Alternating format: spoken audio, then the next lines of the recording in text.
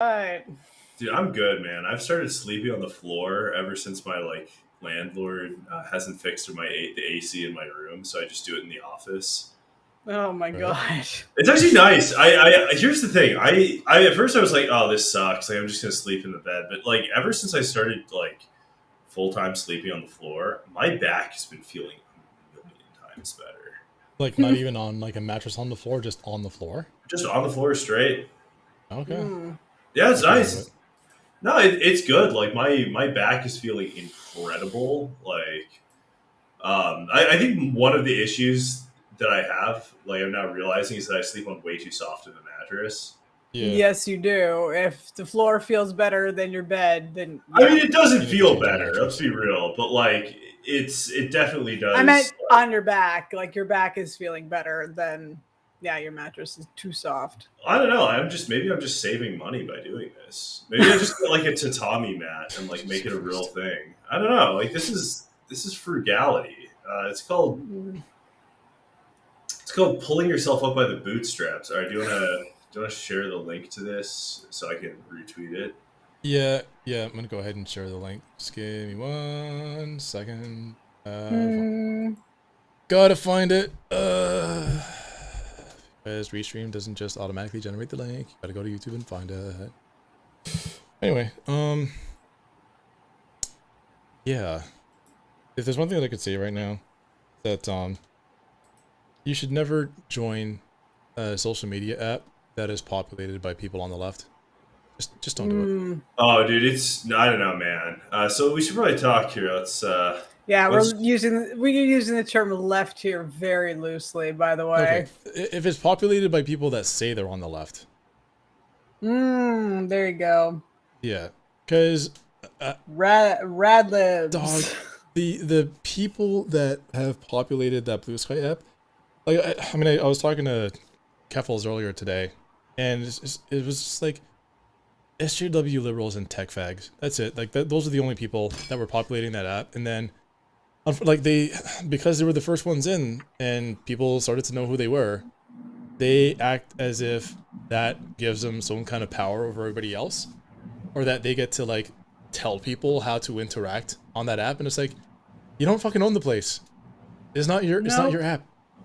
You just post here. Bunch of people crying for the manager. Yeah. well, I mean, I mean, what it that's what is. they're doing. That's what they're doing. Yeah. That's what they're All right. doing. Before we get into this, let's. I mean, they're really living up to the stereotype of begging for a safe space. Only they think each one of them gets to decide what the parameters of Yeah. that space is. Are you guys gonna tweet that we're live?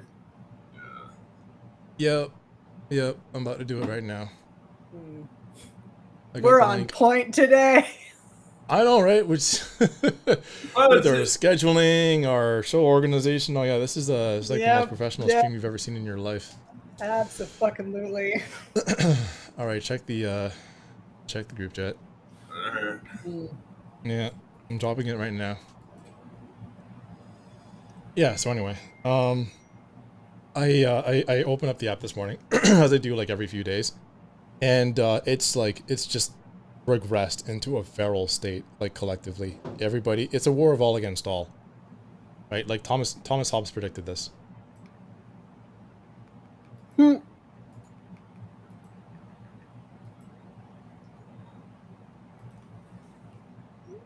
Sorry, I'm just sharing. Wait, are you live? With my brother, he likes listening to the show. I'm trying to share this. Shout out to Dr. Claw, the real one. Showed up immediately. Yeah, you went live. Dr. Claw is the best.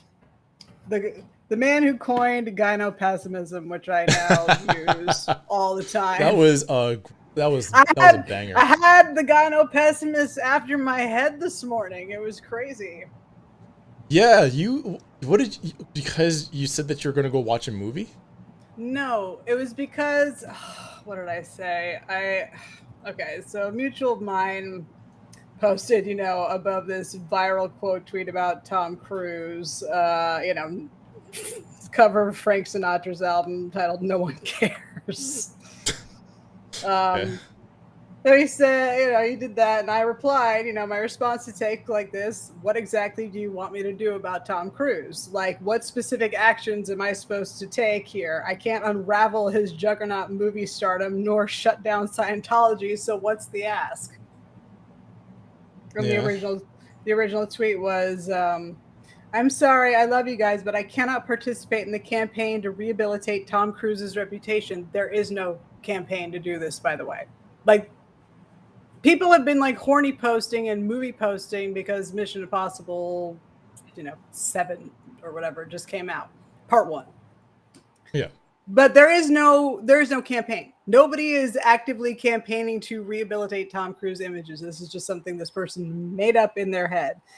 I get that he is an old man who does his own stunts, but he's also he looks like Glenn Greenwald. That's all I can take away from this. He's also a cultist who has enabled decades of abuse, harassment, and extortion. So I don't know, the vibes ain't vibing. Yeah. And this is someone who then quote tweeted me and called me an unreasonable stan. Like, I don't know why my comment in Laszlo Ghost's tweet was the one that people decided to quote tweet, but they did. Guys, and I was just like, have we shared this or not on Twitter? I have no idea. I'll go ahead and find the tweet. But yeah, I don't know. Here's the thing. Like, this is something that I've wanted to talk about for a while, and we all know how I am with the the writing that I'm supposed to be doing, which is why Melanie is going to commence with the daily beatings until I do produce some writing. But like, consumer activism, it doesn't work. I'm sorry, guys, it just doesn't work. It works out.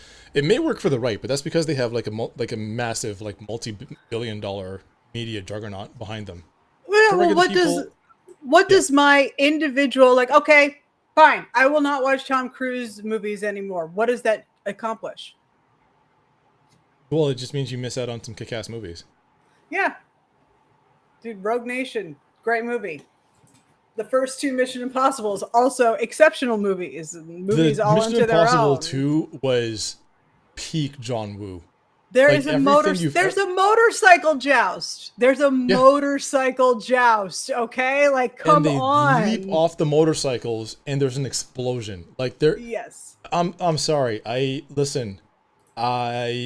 get that Scientology is bad, but I like motorcycle jousts more than I hate Scientology. Sorry. I'm gonna be honest. Like, I mean, how do I put this? When it comes to, like, until we get a different actor that's willing to like put their life on the line for like a movie, like, I'm just gonna stick with Tom Cruise. I don't care. Yeah, well. Oh, he enabled abuse. Have you ever watched a Marvel movie? It's abuse on my brain. Yeah. If you've ever watched a cartoon, or if you're into comic books, you've raped me. I'm just gonna say. It's fine. It's before anyone's gone live. I can say shit like this. That's the discussion I was having with one, young woman in particular who called me a dumb fuck unprovoked. I was just like, this is just a way. This scolding is just a way for you to feel better about yourself. Right? Yeah. Okay. So yeah, I found your tweet. All right. So are we sharing the link to this stream? That's the key thing. I dropped the link to the stream in our group chat. No, I mean, like, on Twitter though, so we have more than one person watching. Yeah. So I did that, so you could tweet it. Well, have you tweeted it? I've tweeted it, and you're not tweeting it. Oh, you did? Yes. I didn't know. Sorry, I didn't see your tweet. Like, hold on, Oh, Rory's gonna bitch me out. No, you're just not, like. I'm handling the production on the back end, okay? I'm the glue holding this shit together. What production are you handling on the back end? I'm the one that queued up. I have all the screenshots for the BlueSky stuff. Mm-hmm. All right, so at this point, since I'm the unemployed one here, why don't you just hand the Philadelphia Twitter account over to me? Yeah, we'll do that. Oh, wait, did you tweet it on the Philadelphia account, Rory? No, I don't have the Philadelphia account. Okay, so where did you tweet it? On my account, the one that people I'm looking at follow. your account. I don't see shit. people follow. The one that has Yeah. more than 10 followers on it. Yeah, I'm looking at your account. I'm Yeah, it scrolling down looks your like timeline. I don't see shit. here. There's no proper Proof. Check this YouTube- out. Proof. Okay, look at this. I'm looking at White Janissary's account. What do I see? Cross wall, cuck shower, tweets. You're from this 20 hours ago. Gun art autist shit. Okay. I'm scrolling up. What else am I seeing? I'm seeing. Is that Mitt Romney? Mitt Romney. Oh yeah, dude, it's hot dog day. Okay. Oh, thank you, and Melody, thank you for retweeting it. Thank you. You wanna drop your own link instead of just like Erdogan Warhammer. Do you want to Wait, like actually drop your own tweet instead of just bitching at me for not doing it? Yes. Sorry, I'm sorry that I'm interrupting our like. Here's the daily drama of the day on Twitter, but hold on a second. Yeah, so we can talk about daily drama of the day on Blue Sky. Yeah, daily drama of the week. Let me ask you a question. Have you ever heard of somebody called? Have you ever heard of the concept two spirits? Have you ever used it unironically? Have you learned about it before I learned about it when Justin Trudeau decided to inform everybody about this when he really shouldn't have? He really shouldn't have told us that that's a thing. Boy, oh boy, did I have a great day when I read it. I was like, 2S? What the fuck is that? Boy, did I have a good old... Boy, did I have to put my phone down for like 3 minutes just to like consider. I kind of feel like we should just keep it to like LGBTQ, because once you get past that into the other letters and acronyms, IAS 2S 493. It's like a as a matter of fucking. fact, It's I'll like even advocate for wallet. Like, I'll even advocate for Christ. truncating the Q. All right, LGBT. Let's just do that, okay? Because everything else after that, it's a mode of like expression. All right, I just LGBT. We're good with that. Hey, hold on. Everything else is implied. Let me look up. So Yeah, I always thought of queer as more of an umbrella term for LGBT. Yeah, it's like I was talking to Keffels about the pride flag and how it's the pride flag is being like increasingly over engineered to kill people with epilepsy. That's like Yes. I can't see any of the purpose behind adding more colors to the flag. We need to start making things a lot more exclusive. I think is the big thing. Like, Yeah, we need to go. keep Yeah, people out of things. we need to go back to gatekeeping. No, I don't want people like. It's like I don't want to be around you. Like that is the no kink and pride is one of the strongest movements I can get behind. I don't want to be seen. Oh God. Yeah. Oh God. Anyway, Sorry. since So Q, are you have you shared the link yet, or are we good? I'm typing it up right now. All right. So basically, if you unlike me knew about what Two Spirits was before like Justin Trudeau tweeted, if you consider yourself non-binary, boy oh boy, do I have a social media network for you. It's called BlueSky, and it's the fucking worst thing ever made. I actually can't really browse it like Twitter because there's a ton of nudity on it, and I actually really... Oh, you don't want to open that app up around like family or coworkers. You don't want to open your app there up is a not safe if you for want work to see filter. There is a not safe for work filter. It's just like it doesn't really function that well, so you are very likely to get like a shot of taint on your feed. Don't open that up around kids. You know. I'm following the wrong people then. I'm gonna tell you straight up. It's not just don't open it around kids. Just don't open it. Just don't go on. Just go on to Twitter or like Gab or Truth Social or one of the actual social media platforms that isn't hell on earth. I've said before that like go on like 4chan. Yeah.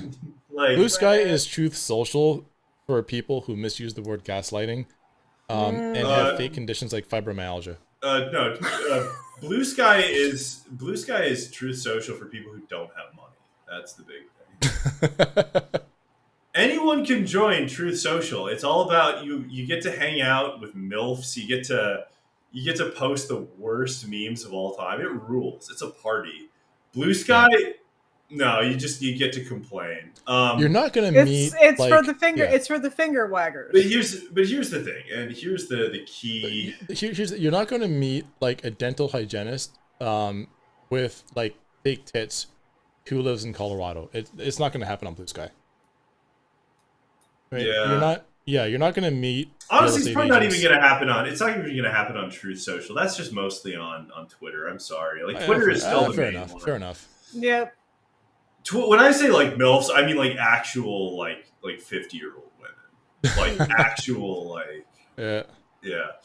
Well, by the way, just in case anyone was wondering, I'm actually looking at Q's page right now, and I'm not seeing a whole lot of links to. It's on the Philadelphia Twitter account, but for some the reason, one that nobody follows. When you, if you let me finish, when you share the live link, it doesn't pull up the Twitter card for whatever reason. Yeah, no, I don't know why I did that. Like that's why I deleted it at first. I kept trying to get it to put on the actual link, but yeah, it wasn't. I don't know. We need help from like an actual like experienced YouTuber to show like what link do you share to make this thing fucking work. Because it's like YouTube just doesn't want you to share that you're on YouTube, which seems a little counterintuitive, but whatever. Yeah, let's we can take a little brief segue there into talking about yet another thing that the people in Hollywood and Silicon Valley don't want you to see, and that's a little movie called The Sound of Freedom. That was actually showing across the hall from Mission Impossible. I was like, "Oh, should I?" Oh yeah, dude, I was tempted. I was like, "Should I make it so a double boring. feature?" It's so boring. Yeah, you could legitimately like half of those filming or screenings just have nobody in them. Yeah, which is the giant conspiracy. They think that the theaters being empty means something. I'm like, yeah, not a lot of people go to the movies during the daytime, guys. I will retweet this. I just retweeted it. Let's just go with it. Let's go with the shitty like non-card populating YouTube link. Let's go. Yeah. Let's go. But yeah. Anyway, Blue Sky. Have you ever anybody? Let's actually explain what's going on. Okay. Have you ever had anybody like talk to you about Black Twitter? Like when people refer to Black Twitter as a thing that exists, you ever notice how they talk about it? Like with extreme contempt, but that's only because it's only because you talk about it. So yeah, if I talk about it, you hear me talk about it with extreme contempt. But what's usually meant by that is like the most annoying black people on Twitter is what that is, right? Yeah, and of course. Here's the thing: like some people still believe in such a thing as Black Twitter, and there's not. There's like different people with different beliefs who are black that are on Twitter. But the ones that tend to get the most attention are the ones that kind of like got in on the whole like BLM grift back in like 2014, 15, etc. So if you like started a really popular hashtag or like you wrote a really popular tweet thread, you stood a fairly good chance of like landing yourself like a writing gig or a speaking gig. You might you might be able to hobnob with celebrities. You might end up on like a talk show or some shit. Like people were running the circuit. I think they were running a pretty good, like they were booking a lot of white people until like around like 2019, 20. And that's when like the game of musical chairs wound down. And now it's like the music's over. The music's done. And I think with the opening, with the advent of Blue Sky, I think some people had this idea like the doors were opening again. And it's not. Like nobody's interested in consulting with these people. Nobody wants to hire them for their diversity, equity, and inclusion committee. Nobody wants to bring them on board as consultants. Like, they're just fucking annoying. And the shakedown tactics that they were using to get money out of like guilty white liberals is no longer working.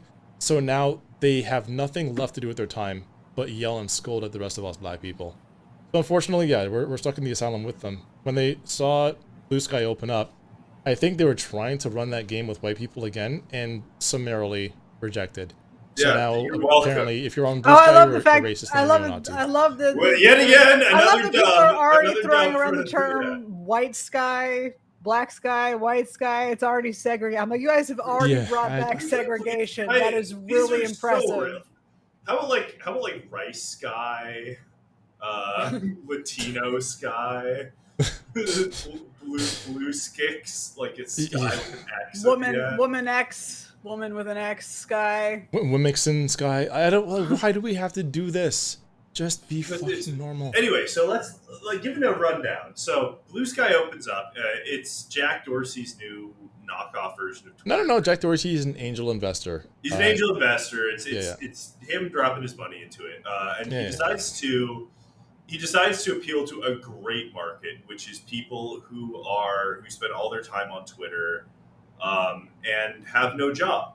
And that is the exact kind of person you want on your social media platform. So it sort of works on an invite process. I get a series of invites. I think I have the NSFW filter on. Let me just double check so we can actually pull this up. Let's see here. Content, languages, home feed preferences. How the hell am I supposed to do this? What are you attempting to do right now? I'm trying to turn on the NSFW filter so I can have this open. Oh. And apparently it was designed by a freaking Mongoloid, so it's not easy to do. It's designed... Yeah, no. Yeah, no, I couldn't change those filters from the app. I had to go to the website. I'm on the website now, and I have no... Yeah. Home feed preferences. Nope. That does not seem to show anything. Good God, man. I am sorry. This is the worst design freaking UI. Moderation. There we go. Content filter. Ha-ha! Hi. There you go. Hi. Yep. Sexually set high. Violent and bloody. Show me that. Hate group iconography. That's what I want. Spam. But you can turn off adult content altogether. Yeah. There's a slider at the very top that lets you Rory won't be seeing any of my posts. All right. Okay. So it is time to open up. So this is what BlueSky looks like for anybody that actually wants to know. It looks like crap, by the way. Looks like garbage. I hate every minute of it. It's like 2007 Twitter. Well, what I don't like about it is it's a closed loop, right? Like, I mean, for the most part, I mean, I see some people I don't follow if it's, replies or, I'm calling them retweets. I don't give a fuck. They're called skeets. They're called re-skeets. Reposts. Okay, let's see what's hot. Let's see what's hot on... Oh, Lord. Dril. It's all Dril. I love it. So basically, this is what BlueSky, again, looks exactly like Twitter. So what happens? A couple days ago, somebody makes a username on, starts a new account. It works on the same thing as Twitter, where it's like at something, and it's just a hard R N-word. It's just the N-word. Awesome. King. Based. As I can say. And this has set off a... Oh my God. Well, here's the thing. No, there's By the way, a lead up to it. I know that the guy probably isn't watching this, but if you're the guy that made that, and I know I'm so mad it was you. I'm so mad it was you. I should have thought of it first. I respect you. No, I was so pissed off. I was like, I should have fucking done that. You are the hero of the week. If Donald Trump gives out a Presidential Medal of Freedom for anyone, it should be for you for making this site go this crazy. Mm-hmm. It's incredible. So basically, over the last couple of days, it has been nonstop debate about this. Well, here's the reason why is like there was a lot of shit happening before that. Before that was the white guy that called another white guy a cracker, and then his post got taken down, so people got so mad about that. Like, why can't you stay Cracker on here? Because okay, can I please just say one thing about this? Yeah. If you want to have people, like, no company wants to sit around and do a leftist power analysis about the use of slurs, right? Yeah. If it could be a slur, they just kick it off. They don't want to think about it, right? That's why calling someone a cracker gets you kicked the same way that calling someone the N-word is. I know. Everybody knows that in real life, it doesn't matter, right? Everybody knows this. But, I'm sorry, nobody wants to moderate a site and have to decide what is and is not a slur based off of these people. People like this, okay? So I'm just going to throw that out there. I'm so sick of seeing people talk about that. It's like, they're like, if you want slurs to be banned, which is fine, it's all slurs. It's either all or nothing. They don't get to let you pick and choose. I'm sorry. I know that you went to Vassar College for 10 years, put yourself into $200,000 of student debt to understand to learn what makes a slur not a slur. No, banning all slurs would never work on the. Well, and it also because nobody uses the word faggot more than us queers. So yeah, no. Here's the thing, but they just you're talking to a guy that has to run a website for you fucking people. A website that if it goes down, the first thing out of your mouth is about how this is led to the deaths of hundreds of sex workers because they weren't able to share their nudes on a public they don't want to sit around and have to individually go through and actually decide what is and is not a slur. They just don't, okay? So respect to the guy that is giving you, and I know they make a lot of money off of it, but have just the small amount of decency to just not call someone a cracker or a honky. I know it sucks, seriously. Also, can I just be clear? Another thing, with the guy that made the account with the hard R N-word, has anybody checked to see if he's black? I have no idea. Did Jack Dorsey personally ask them to send a picture of the guy's face to make sure that he's not allowed to say that word? I don't think they did. So honestly, he might have been taking the power away from that word. He might have been reclaiming it. You never know. Might have been reclaiming that word. Yeah. Like when white guys use it to reclaim it, because we thought of it first. But anyway, no, it's just it's just a bizarre thing where again, it's a bunch of people whining about nothing, like old man screams at a cloud kind of posting, which is 90% of what's on this site. But I think the N-word was the thing that really sent people over the edge. Now, where it gets fun is our boy Dril comes on. And this is a case in point, a encapsulation of why BlueSky is the worst site of all time. Basically, Dril gets on because one of the things that they suggested, right, after Jack Dorsey or whatever, the people in charge of BlueSky took it down. They listened to you fucking whiners, and they took it down. We probably could have gotten some good posts out of that guy. Yeah. Now we don't. So no, I wanted to be able to talk to that guy. Yeah, I bet. And hold up, did you hear the fallout from that? So one of their devs, because they didn't apologize for it. Good. The account was left up for a couple of days, and then they nuked it, and then they didn't apologize after they got rid of the account, and then a quiet apology followed afterwards. Apologize to? I'm sorry to the concept of black people. What? No, it's more like they should have. It's a very easy filter that they could have applied. It doesn't it doesn't take very much code to filter out racial slurs, right? Every platform has that. But one of the problems though is that people lost their fucking minds. They acted like they were being hunted and lynched. It was like the Tulsa race riots for aspie black kids. It was the Rosewood massacre for black tech fags is what it was. It was the Nakba for like people who consider themselves sex work organizers. Hey, listen, Rory.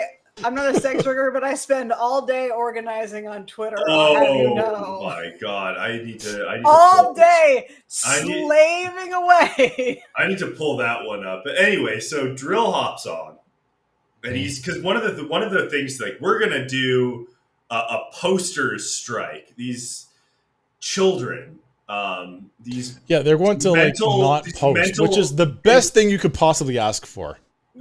Please stop posting. Well, these just infantilized brained morons decided that they were not going to post. That the way that they were going to put a stop to this was by not posting on a angel invested private social media platform that doesn't run ads.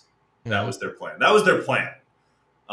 That was how they were going to put a stop to racism. And of course, Dril, a normal person, took one look at this and said, "This is the stupidest thing I've ever heard. Shut the fuck up." And made a post that was, "I'm going on a posting strike from here until they make everyone not racist or whatever." Now, that is a very light joke.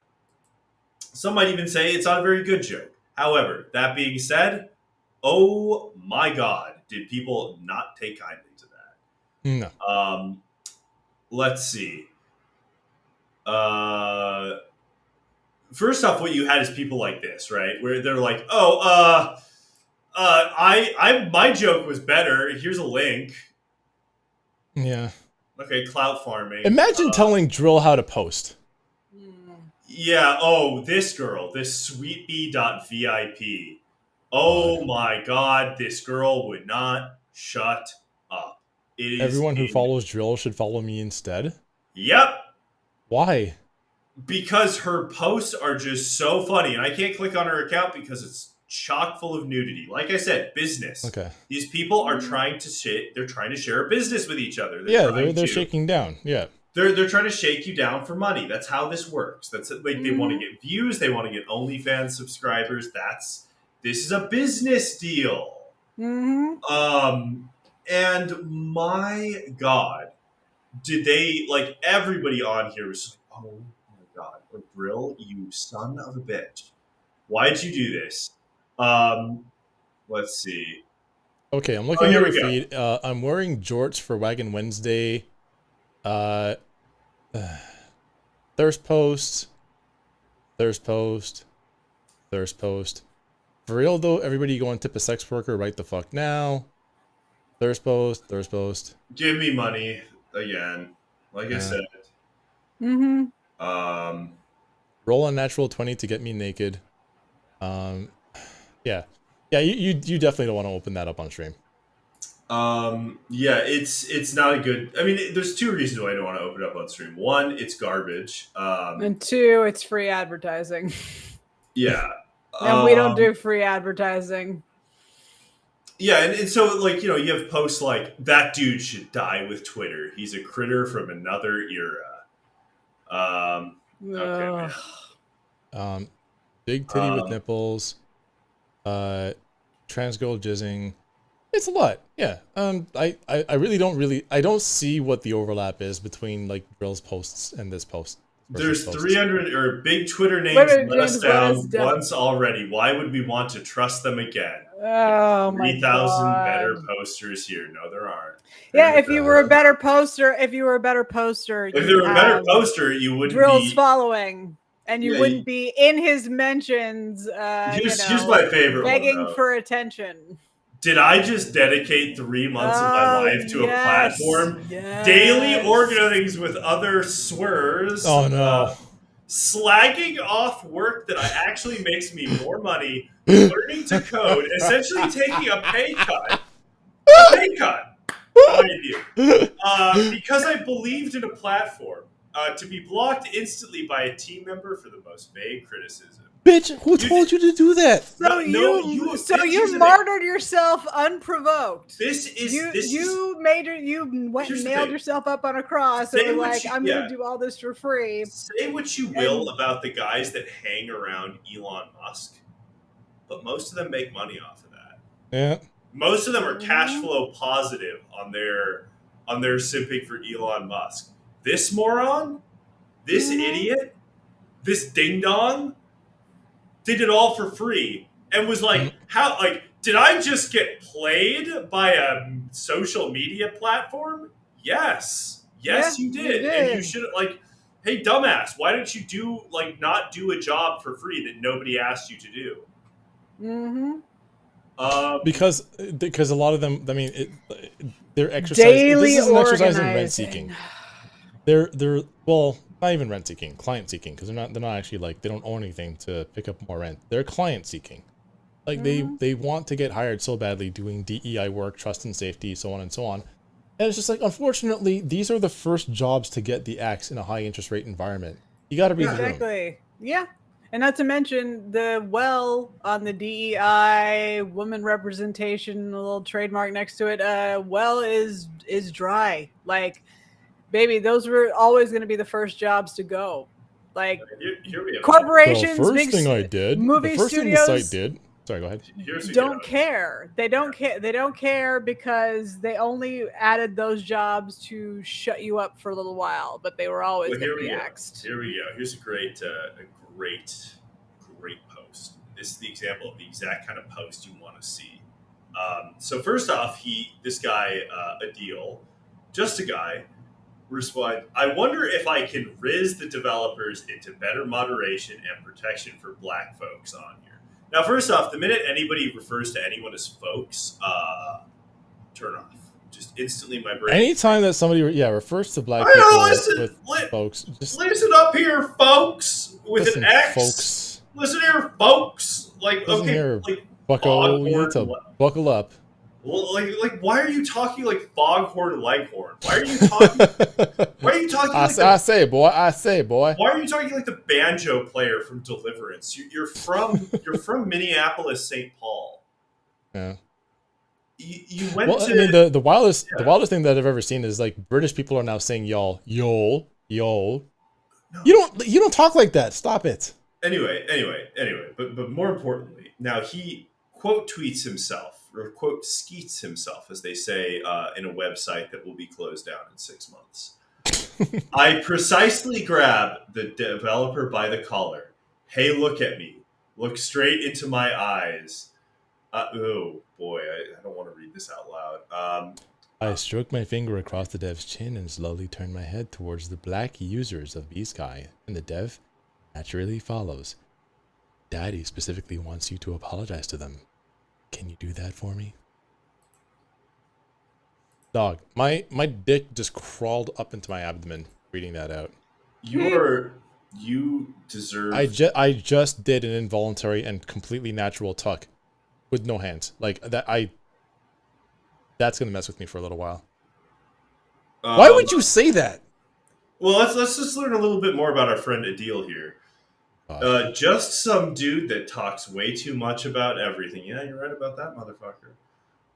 The Riz Lord Ascended. Title bestowed upon me by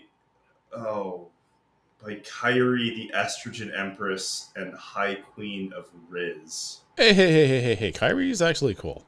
We're not gonna bag on Kyrie. What, Irving? Yeah, no, Kyrie Irving rules, dude.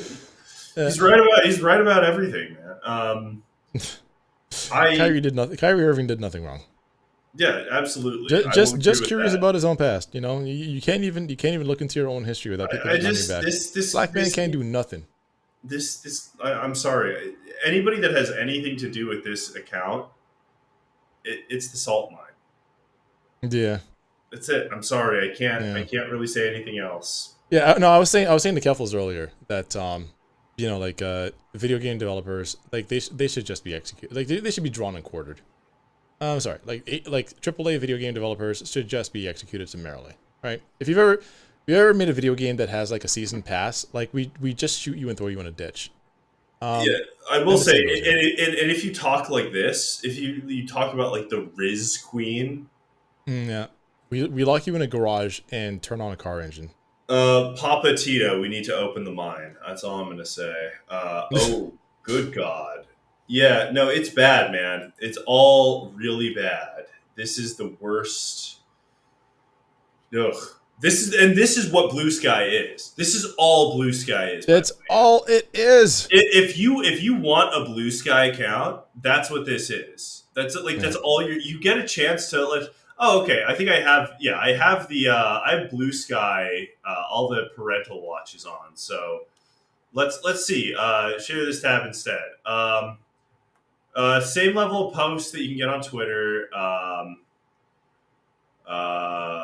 Okay, so maybe. Apparently, there's incest discourse happening on BlueSky right now, so there's that. Good. Is that why? Is that why all like this? Is incest the reason? I don't know. That? That's what you sound like when you post on BlueSky. Yeah, like you know, the gene pool in your family was a little shallow. It's To summarize, there's oh god. Oh. Yeah, it's all bad. It's all bad. I'm look, I'm happy if you're enjoying yourself on BlueSky, but yeah. Well, the funny thing was that there's a user that goes by the name of Kafui. Anyway, made a pretty funny joke about her dad being in the hospital. I thought it was funny. Right? Now she uses the N-word in it. Right? As I've often done when I talk about my dad.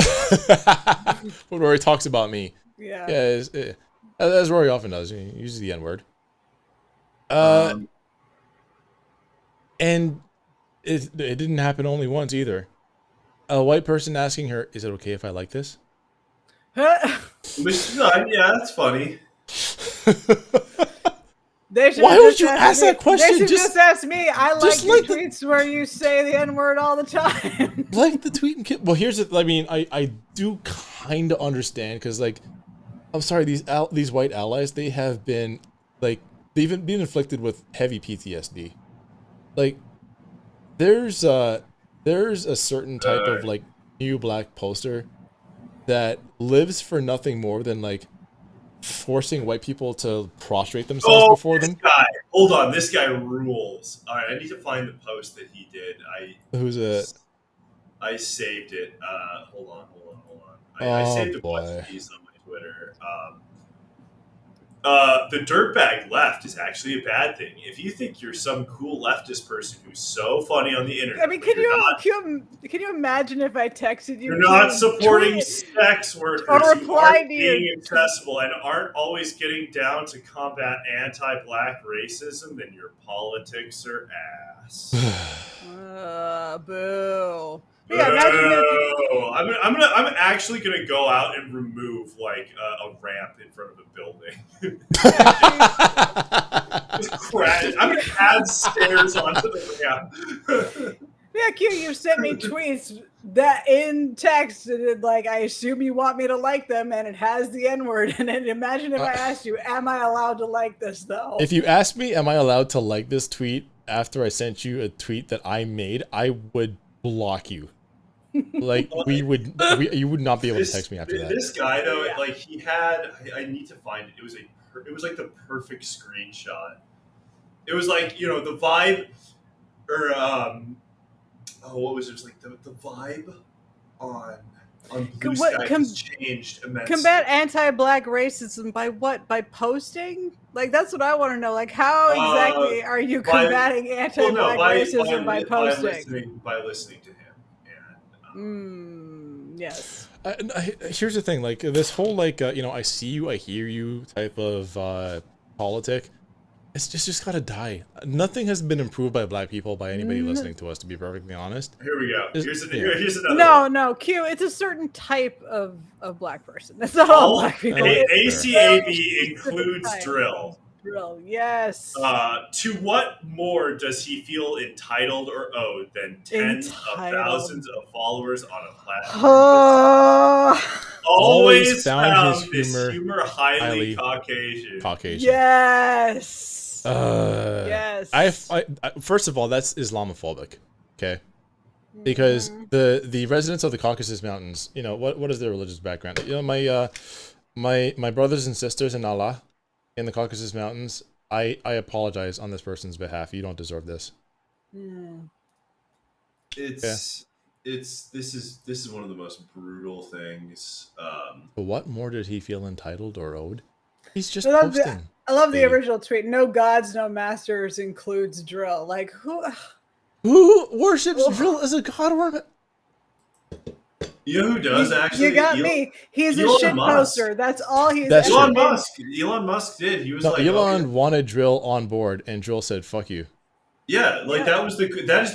that is more cool than anything anybody on Blue Sky has ever done. Mhm. Yeah. Calling it now. Like Yeah. it's oh good God. Yeah, no, it's Blue Sky's real bad, guys. That is the big takeaway from all of this. It is so bad. It is one of the worst things I have ever. But the guy that Well, it's the accumulation of all the most rancid, annoying individuals posting on the internet since, well, my guess would be what, probably 2014. Q, you're gonna like this one. All right. The same people Bell Hooks and the Combahee River Collective warned us. Yes. What the Bag fuck laugh. are you talking Yes. about? Oh my god! The Bell caring left, Bell Hooks, the Bell Hooks, compassionate the left, the landlord. left that looks out for the marginalized, the left that sticks up for people, not me. The left that steps back and listens to those impacted. You know what? Man. No, Rory, I agree with you. Some people are marginalized for a done. reason. Yeah, that's it. I'm going to be completely honest. Blue Sky is a place where if you were marginalized because you just suck, now you get to have a position. It's like, no, like I'm sorry. I talked to Malcolm X, and he agrees. You suck. It's that you shouldn't have a platform. I've communed with everybody's ancestors, and we all agree you're Bell bad. Hooks and the Cumbie River Collective. Yeah, Warned- that's right. Where did the Cumbie River Collective was a? How about the fucking NB River Collective? There we go. What Well, I mean up? that's where we are now. That's Blue Sky. Yeah, But that's Blue Sky. yeah, A bunch of fucking porno it was links.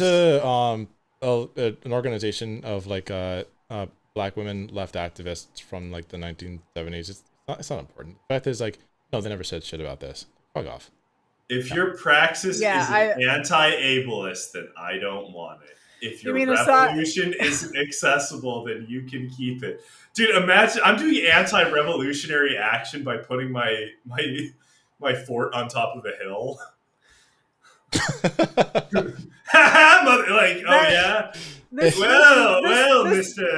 Mr. Leftist, have you ever considered that we put our offices on the 3rd floor? Have you, Mr. And the Leftist, have you considered that elevator we encourage strong sense in our offices? Oh dear! Awarded yet again, are you? It looks like our building was constructed prior to 1961, and therefore is exempt from or 71, I think, from the Americans with Disabilities Act. Enjoy not having an elevator to get up. Oh, I hate everything. Yeah, we're done checking privilege. We're done. Bad enough. Who told people that? I don't know. We're done checking privilege, and yeah, sorry, I'm not listening to what a landlord who hated black men has to say. As for me and my here we go. As for me and my house, Seriously. We will support the sex workers. You don't have the house, motherfucker. Also, Nobody who posts like this has a mortgage. That post about if you're, organizing your revolution or whatever isn't, for for the disabled or whatever. I don't want it. Thank you for your shitty ripoff of an apocryphal Emma Goldman quote. You absolute loser. Everybody was mad at Dril because he did block the blue because sex workers have blue checks. Okay, well let me ask you a question. Well, here's what I want. Show me the receipts. That's my only thing. Show me your income statement. Did you lose money over block the blue? Did any of them? Any of these people? Did I ever see any evidence that they lost money over it? No. Oh, of course. No. No, there's people who've been dedicating an obscene amount of time to blocking blue checks. I'm like, why? Just ignore them. Just ignore them. I don't. They're like, you don't need to spend your days blocking them. Just ignore them. Here's my You whole don't. thing. Every interaction you have on a social media website is a choice you make. You can choose to like it, to retweet it, to reply to it, to quote tweet it. You can choose to He post. retweeted you, Q. What was it? No. Oh yeah. I was talking about plastic waste this morning. Is somebody was like, "Oh, why are we focusing on consumer waste? There's bigger fish to fry." I was like, actually, like consumer plastic products and plastic packaging are two different categories. Plastic packaging makes up 40% of all plastic waste. It is a problem. Whatever. Like, I don't know. Like, I don't have anything against this guy. Just my whole thing is just like, God, like, can we please, like, I'm sorry, you're not engaging in praxis by arguing about whether you how people... it works. On this site, we are all blue mate. Oh God, yeah. We win arguments by posting lists of our health problems. We never quote tweet doulas. Doulas. Oh, dude, can I just say, the minute somebody told me about a doula, my life was changed. It was like black women finally have their own version of like gunsmithing from the 90s. It was like, did I tell you about the friend of mine who dated the death doula? Or sorry, the aspiring death doula? What do you mean aspiring? That's like saying, like, I aspire to be a chiropractor. It's like, just do it. Nobody gives a shit. Yeah, no, the aspiring death doula, who told her that because, like, you know, the friend I was talking to, she's white, and the girl that the aspiring death doula she was dating was black, and she like slept over at her house after like she was invited over, and the girl told her the next day that she couldn't sleep because her racial trauma was causing her to dissociate out of her body because she'd invited my friend over. Her racial trauma? Her racial trauma. So she invites my white friend over, right? They have sex. My friend sleeps over at her place. And then the next day, she, like, I don't know if she was like trying to force an apology concession or... I don't know, maybe she has some regrets. I have no idea, but she was basically saying to her that, like, yeah, I don't think you should have been here last night because I was dissociating out of my body because the racial trauma from, like, my past. This is like Assassin's Creed. Yeah, exactly. She was in the Abstergo machine. So all of the collective, like, racial trauma had been epigenetically passed down and, like, caused her to dissociate out of her body because she had a white woman in her bed. I was like, that's her way of basically just saying to you, like, hey, listen, you should have been a fucking Chuck. Like, you should have just kicked your ass out. That's all she's saying. Yeah.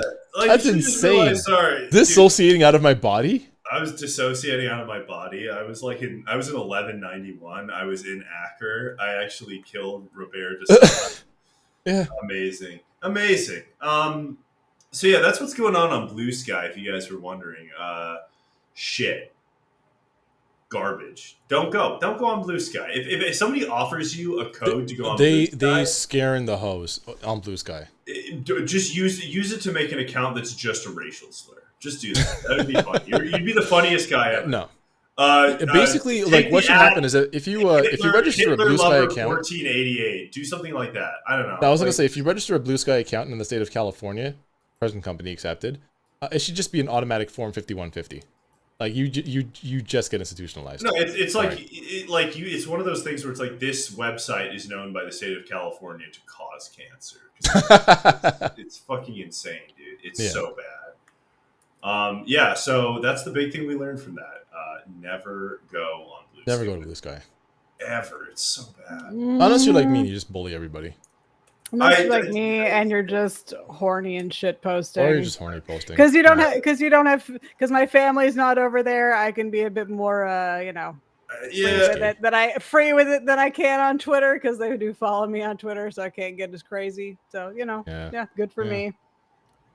The amount of I briefly flicked off the NSFW filter, and I was just like the amount of just just not even just 3 out of 10 nudity I've seen. No, No, I know. leave It's that like off. if It's like, I I'm really feeling myself good because you're the only one. I'm not.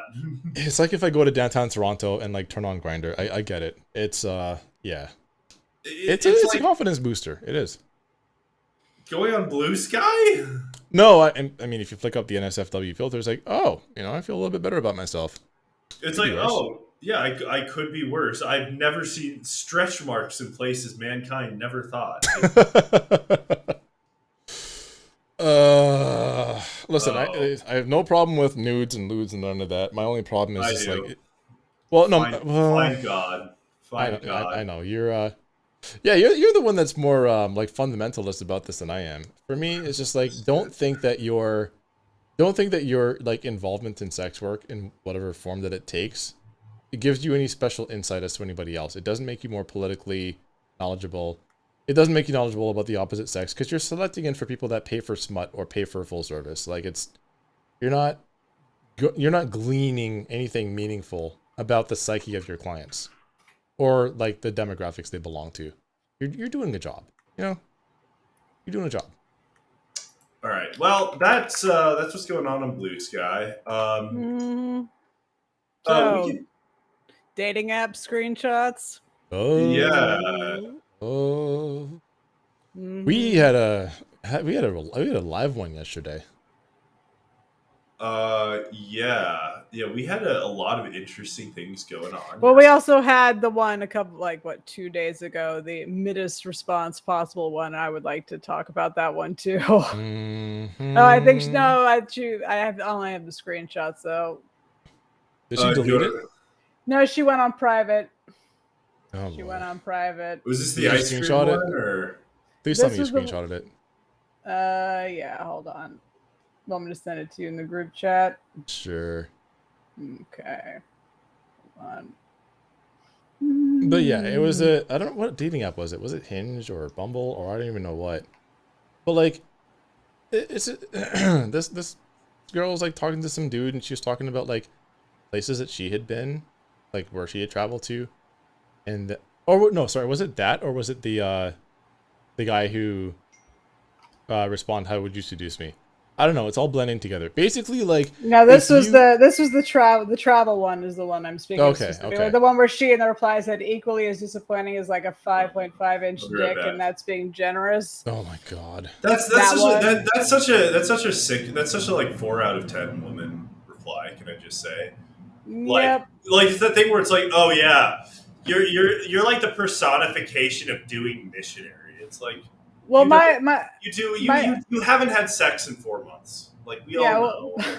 my personal You had favorite. your heart broken by like a guy that's like 5'11" and Mhm. works as like an interior design consultant. Like Yeah, you're not. my favorite was her other reply. Send him a borderline nutty HR response. At least I have the decency not to ghost, which made me think of that tweet someone had put around that day about basically like people post their cruelty in their screenshot from dating apps and then go look at what a good person I am because they like did one thing like communicative. Yeah. All right, I got it. You want to pull it up here? Hold on. I gotta. Yeah, no, I got it. I'm pulling it up right now. There we go. The absolute middest response he could have given. Travel: Thailand, Japan, Singapore, Vietnam, Korea, Greece, Italy, Hungary, Croatia, Bosnia, Montenegro, the Montenegrins, Netherlands, Belgium, Mexico, Sweden, and yourself. Now, if I was talking to somebody on a dating app, right, and I was just like, oh hey, like what places have you enjoyed traveling to, and I got a list that long, I would just hit her with a K. Just K. That's it. Nothing else. I would not respond to that shit. But he's a better man than I am. That's awesome! Exclamation mark, exclamation mark. It sounds like we have similar music taste. I'm usually into rock, EDM, electronic, melodic, chill step, punk rock, and country. First of all, chill step. Yeah, she Chill was. step. She did not like the fact that I saw later in the replies before she went on private that she was unhappy that he liked country. Which, bitch, if you don't like Johnny Cash, get the Fuck fuck off. out of here. Fuck off. I'm crazy jealous. You've been to so many cool places. Like, offering a nice little compliment. I've only been to Mexico, St. Thomas, St. John, DR, Dominican Republic, Puerto Rico, St. Martin, and St. Lucia, and quite a few. So, okay, he's been around the Caribbean and a few national parks in the U.S., or quite a few. What's your favorite trip been so far? The absolute middest response he could have given. And the poor soul, like, she put his name and face in there. By the way, we should note she's been to Thailand and Italy. We need to put her on the we have for questions. sex tourism travel. We have questions about that. We have questions about why you were in Thailand and Italy. No, here's the thing. Jamaica wasn't on the list, so I Jamaica can't was not on the list. No, she definitely went to Italy. 2 out of 3 were. No, if Jamaica was on the list, like jail immediately. It's a wrap. Yeah. What was she doing? What was she doing in Montenegro? That's my question. I assume she's like probably Balkan, right? Croatia, Bosnia, Minnesota. But you notice that Serbia's not on that list. So yeah, she's probably Balkan. Well, I mean, she would have had to go directly to like, was she like, maybe she was like smuggling cigarettes or something? Maybe. Yeah, she went to Italy and Montenegro and didn't go. Did she say Croatia? Pull that list back up again. Croatia. Yeah. Hungary, Croatia, Bosnia, Montenegro. Oh, okay. You know what she did? I know what she did. She went on a coastal tour, like a Iberian coast tour. That's what she did. Okay. I used to work with a guy. It doesn't count. Your ports on a cruise do not count. No. She went on a tour, so a long, like, she stayed in she went to probably went to Split. She went to whatever that town is that, like, the beach one that has no, Asher, she did not say Cuba. She did not go to Cuba. She did not go Montenegro is a weird. It would be so funny if she was like Donetsk and Luhansk. Like something weird. That's the People's Republic of Donetsk. Anyway, that's the one thing she is fired up on. She's like, "How dare you?" Yeah, well, that's the thing. There's a lot going on here. So she was the reason she thought this response was mid, because I browsed the replies for people who were asking for clarifying, questions as to why she thought this was mid. Was she was unimpressed with where he had traveled. Unimpressed. Why? People, your dating standards are all here's my question. Screwed up. Did you happen to look back at let's just say, and if you want to pull that screenshot back up again, just so we can see what she is. She has gone private, and there's a reason why she went private. Let's just say that certain discerning individuals like myself happened. You should always run this check. Anytime some like mouthy white girl, anytime some like 4 out of 10 just gets out of pocket on the timeline, you gotta run this check. Run a tweet search on a tweet history. For a certain word. Yeah. Oh man, dude! It was everywhere. Dude, she's one of this type of white girl that, like, in the early 2010s, just for like, they went to like a technical school, like they were like went to like hair, like beautician school, or like a cooking academy or something, and for whatever reason there was like a crop of women like that just thought they had the N-word pass. Like they listened to nobody Drake. gave it to them. They just listened to Drake, and they're like, you know what, this guy's kind of a pussy. I think I can say the N-word. Yeah, no, it's always he did. And they're always from like 2013, 2014, those tweets. Every single one. Like every single time this happens, I've noticed that it was like it's always those 2 years. Yeah, I don't know what was happening in 2013, 2014 to make the 4 out of 10 white girls pop off like that, but it was 2011 to 2014 was no man's land. People were out of pocket. It was so Drake, bad. Dude. I'm telling you. It was black dudes bagging on black women. It was black women bagging on Asians. It was white people bagging on everybody. Shit was crazy. That was a good time. I was in college. Yeah. Can I just say, I was serially not online in the early 2010s. What? I was not online. Like, I literally... No, I thank your lucky stars. It was a very bad time. I was like working at a gun store. I was having a good time. I was like, I was hanging out. I probably would have voted for Donald Trump. you know, I was enjoying my life, and then, you know, and now I'm on Twitter. Mm. But yeah, no, it was quite bad in 2010. I just remember hearing people say like, "Oh yeah, like just random white chicks would drop like n bombs." I'm like, that you can't say that. Yeah, You can't. yeah, Nope. I remember Like, that shit. I'm And racist, you and couldn't I tell know them that. nothing. You couldn't tell them shit if you were like, "Hey, like, why are you using the N word?" They're like, "Oh, come on! Like, hip hop it's global now." Like It's like, they hey, would act like, you heard that fucking Drake guy? He's the closest thing to a white woman they ever had. yeah, or they pull this one like, "Oh, I'm more black than you are." I love that shit. Oh my god. Oh, But Yeah. when they say it to me, I'm like, that's fair enough. wow. I'm like, yeah, probably.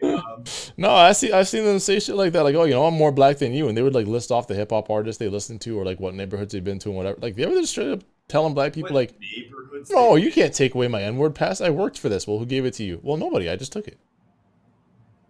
you don't know what neighborhoods I've been to. Like, what neighborhoods have you been Yeah, to? what's that you from, homie? Oh, dude. Oh my God. Yes. That's By where the way, that's where that audacity comes from. the last person to get the memo that white chicks are not allowed to Yeah, talk like that.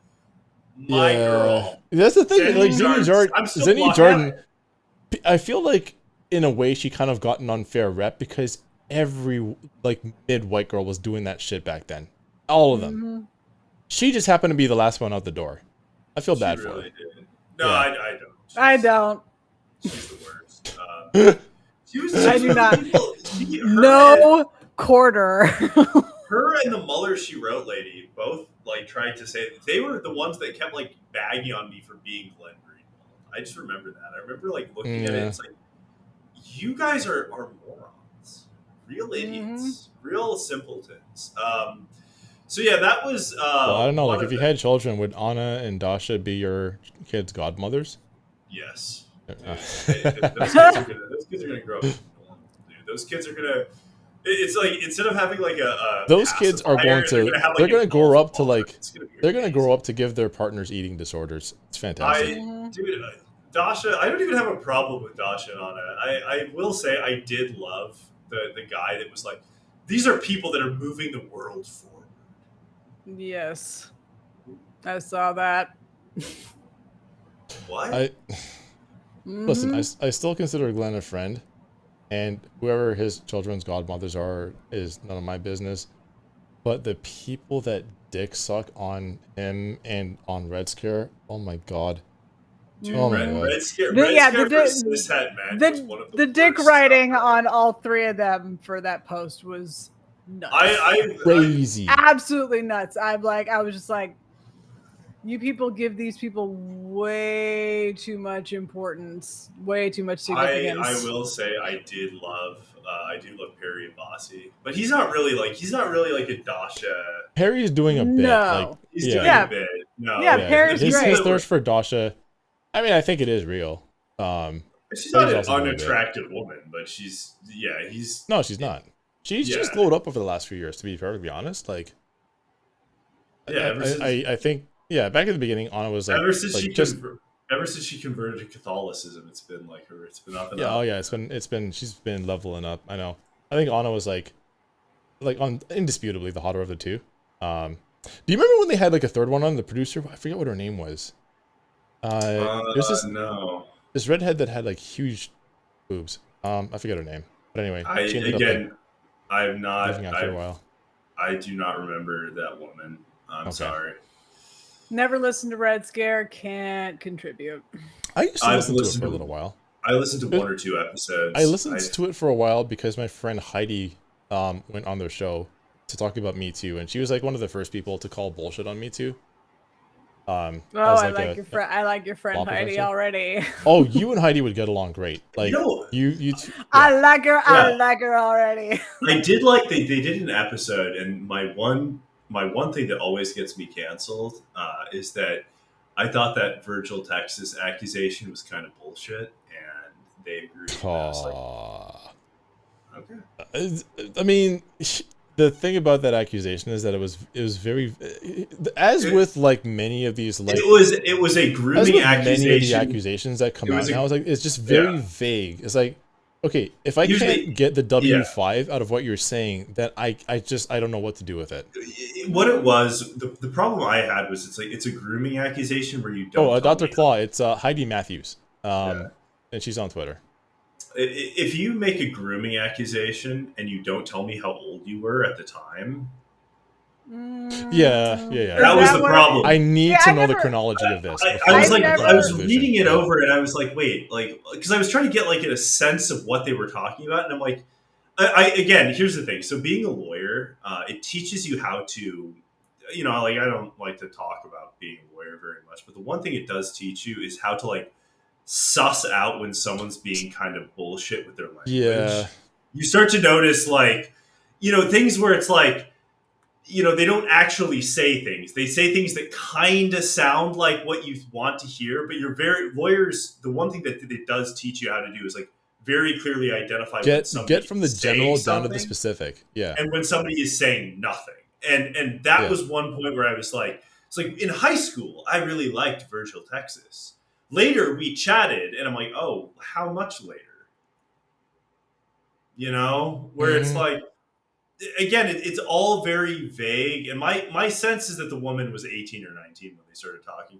I don't know. Maybe that's enough to be canceled. But the idea that he was like a pedophile, something about that didn't get got me I've over come up with a rule. I think here's what, like, we just need to settle this once and for all. Okay, whatever the age of majority is in your country or state, or whatever the age is that you're legally allowed to drink, whichever the two is higher, that's the hard cutoff. Anything below that, like, obviously not like in a Romeo and Juliet situation, like if you're like, within like 3-4 years or whatever, but like if you're like 10 years apart or something, right? If they're under the age of majority or under the legal age of drinking in your country or state, pedophile. If you're over that, don't talk about it. That's it. And then we just drop it forever. I don't care if he's like 30, like he's like 55 and she's 25. I don't give a fuck. I don't care. I do not care. You can't make me care. Mm-hmm. We're done. No. We're not doing this anymore.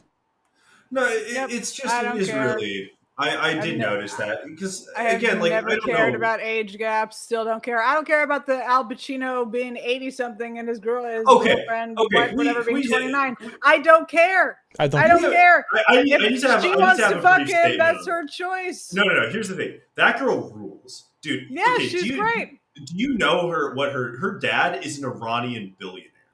Yeah. She has no reason to be dating Al Pacino. Yeah. She So dates she's- old men. She dates old dudes for the love She's of the doing game. it for the love of the game. Exactly. Respect. Queen. I'm sorry. Like we there's. can bust out the queen. I moniker know for this one. all of these women. I know like all the middest women on Twitter had a big problem with that. But I'm gonna be real with you. Like you gotta respect a player when it happens. Oh damn, Al Pacino's 83. I didn't even know Yeah. that. He's holding it 83. together. Yeah, he's younger than Biden. Yep. Holy smokes. Mm-hmm. But yeah, like I don't care. You cannot make me care. You know what they tried to say? They tried to say that there's a problematic age gap between Tom Cruise and Homegirl, the Yes. co-star from. Haley Atwell. No, it wasn't Haley. Was it Haley Atwell? It was Haley No, Atwell. in I the think Mission it was. Impossible movie. Yeah, Haley Atwell is his new co-star. Okay. 'Cause, I mean, as well as Rebecca Ferguson. But yeah, No, And I Tom think it was from Rebecca T- Ferguson they were pointing to. whatever. I think both. Oh, let's see. I don't know how old Rebecca Ferguson, but I think Haley 41. Atwell's 41. She's 41. Cruise is 60 something. Oh wait, no, you're right. Rebecca Ferguson. Oh wow, she's younger. Yeah, she's How old is 39. She's 39. 39. Yeah, and Haley Atwell is 41. So they were talking about like the problematic age gap, and it's like, she's 41. Yep. Like, what? Yeah. Tom is 61, so 20-year difference. And honestly, Who cares? She's fucking 41. cares? She's You a telling grown me woman. she? Like, what, is he gonna manipulate a 41-year-old? Yes, because women are say with me, delicate objects who have no agency. No agency. We're just fragile little creatures who wilting men flowers. manipulate. We're marionettes, and all the men just pull our strings. Just airheads. Empty No, vessels into which we pour our toxicity. Yeah. Everything coming out of my mouth right now is actually being controlled by a man off screen. You can't see him, but he's here. To have my toxic masculinity poured into you, hit me up. At White Joseph Coney on Best username. Best fucking and they were also username. like mad about Killian Murphy being so much older. And Florence Pugh, but the person Florence Pugh is playing is in her 20s because she died at 29. And Florence Pugh is 27. What do you want? Mm-hmm. Nope. Absolutely mental. And it's always the most mid women you've ever seen in your life mad about this shit. Like, lady, I'm sorry. Let's not exclude some of the hot e-girls. They get it on this too. That is true. That's true. Well, yeah. But they absolutely flog the, It's a form of findom. Women are. It's findom with the political valence. I have bad news. I just came You're giving them far more credit for their intelligence than I think they have. Breaking news, but I have come across a picture of David Hogg and what's that face? The former press secretary for Biden. The redhead? Yep. Jen Psaki. Yeah. Oh man, it looks. Let me just say, together. No, they're not, dude. That would actually be a problematic age gap. I'm not gonna lie. I think David Hogg is like under, for sure. No. I thought she was just like one of those white women that like looks old but is really in her 20s. It's been 5-6 years since Stoneman Douglas. He's in his early 20s now. Yeah, the Rosalind Talosonification of every discourse is too. Oh God. I was actually just talking to Keffels about Rosalind Talosan today. Dude, good old Roz. What's she up to recently? She blocked me, man. I don't know. I don't know. That's because you got her ass with that tweet about. Oh, dude, yeah. Name a historic battle. Oh man, that was exceptional. That brought it back down onto her, and she was like, "Why am I being targeted?" Why am I being targeted by? Oh, I'm sorry. I'm just looking at this picture of Jen Psaki and David and David Hogg. Man, what is this? Is just there's too much happening here. I'm sorry. This is the drip here. The Keebler elf. The drip here is almost as bad as a nurse. It's like a they don't always have to be like bad as pearly things yesterday. Oh my God, the Pearly Things picture. Dude, okay, we gotta pull up just Pearly Things. Oh my God. Okay, I'm pulling this one up. Please pull up the Jehovah's Witness fit. Yeah, the fucking Seventh-day Adventist fit. Mm-hmm. All right, H. Pearl Davis. Well, okay, first off, here's my first question: why is her background picture Hong Kong? Like that always weird. Don't know. I don't understand. What do we think the H stands for? My first guess is it's Hope. Hannah. Her name is Hannah. Hannah Pearl Davis. Davis. It Hannah? I was like, it's got to be Hannah or Hope. Oh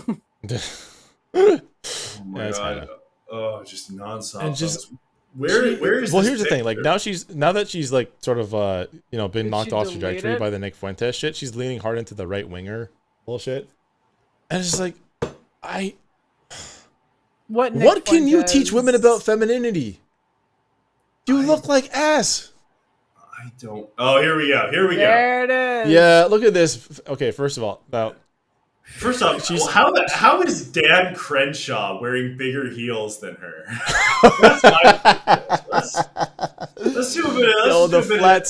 The flats are killing me. No, that's. Oh my God! Why would you wear those? That skirt. I call those the Watchtower 11s. Like. What are those? What are those? What are those? Why Like, would you wear that? You have to actually try the skirt on when you're in the store to see if it fits. Fits, I know. Like, and then you you don't can't- wear you shoes can't- that you make you can't look just- that frumpy. Oh my god, lady. No, the whole outfit is, Dude, just It's a atrocious. That is catastrophe. the worst. Like, she looks like also she just escaped from, like, a Mormon cult. minute.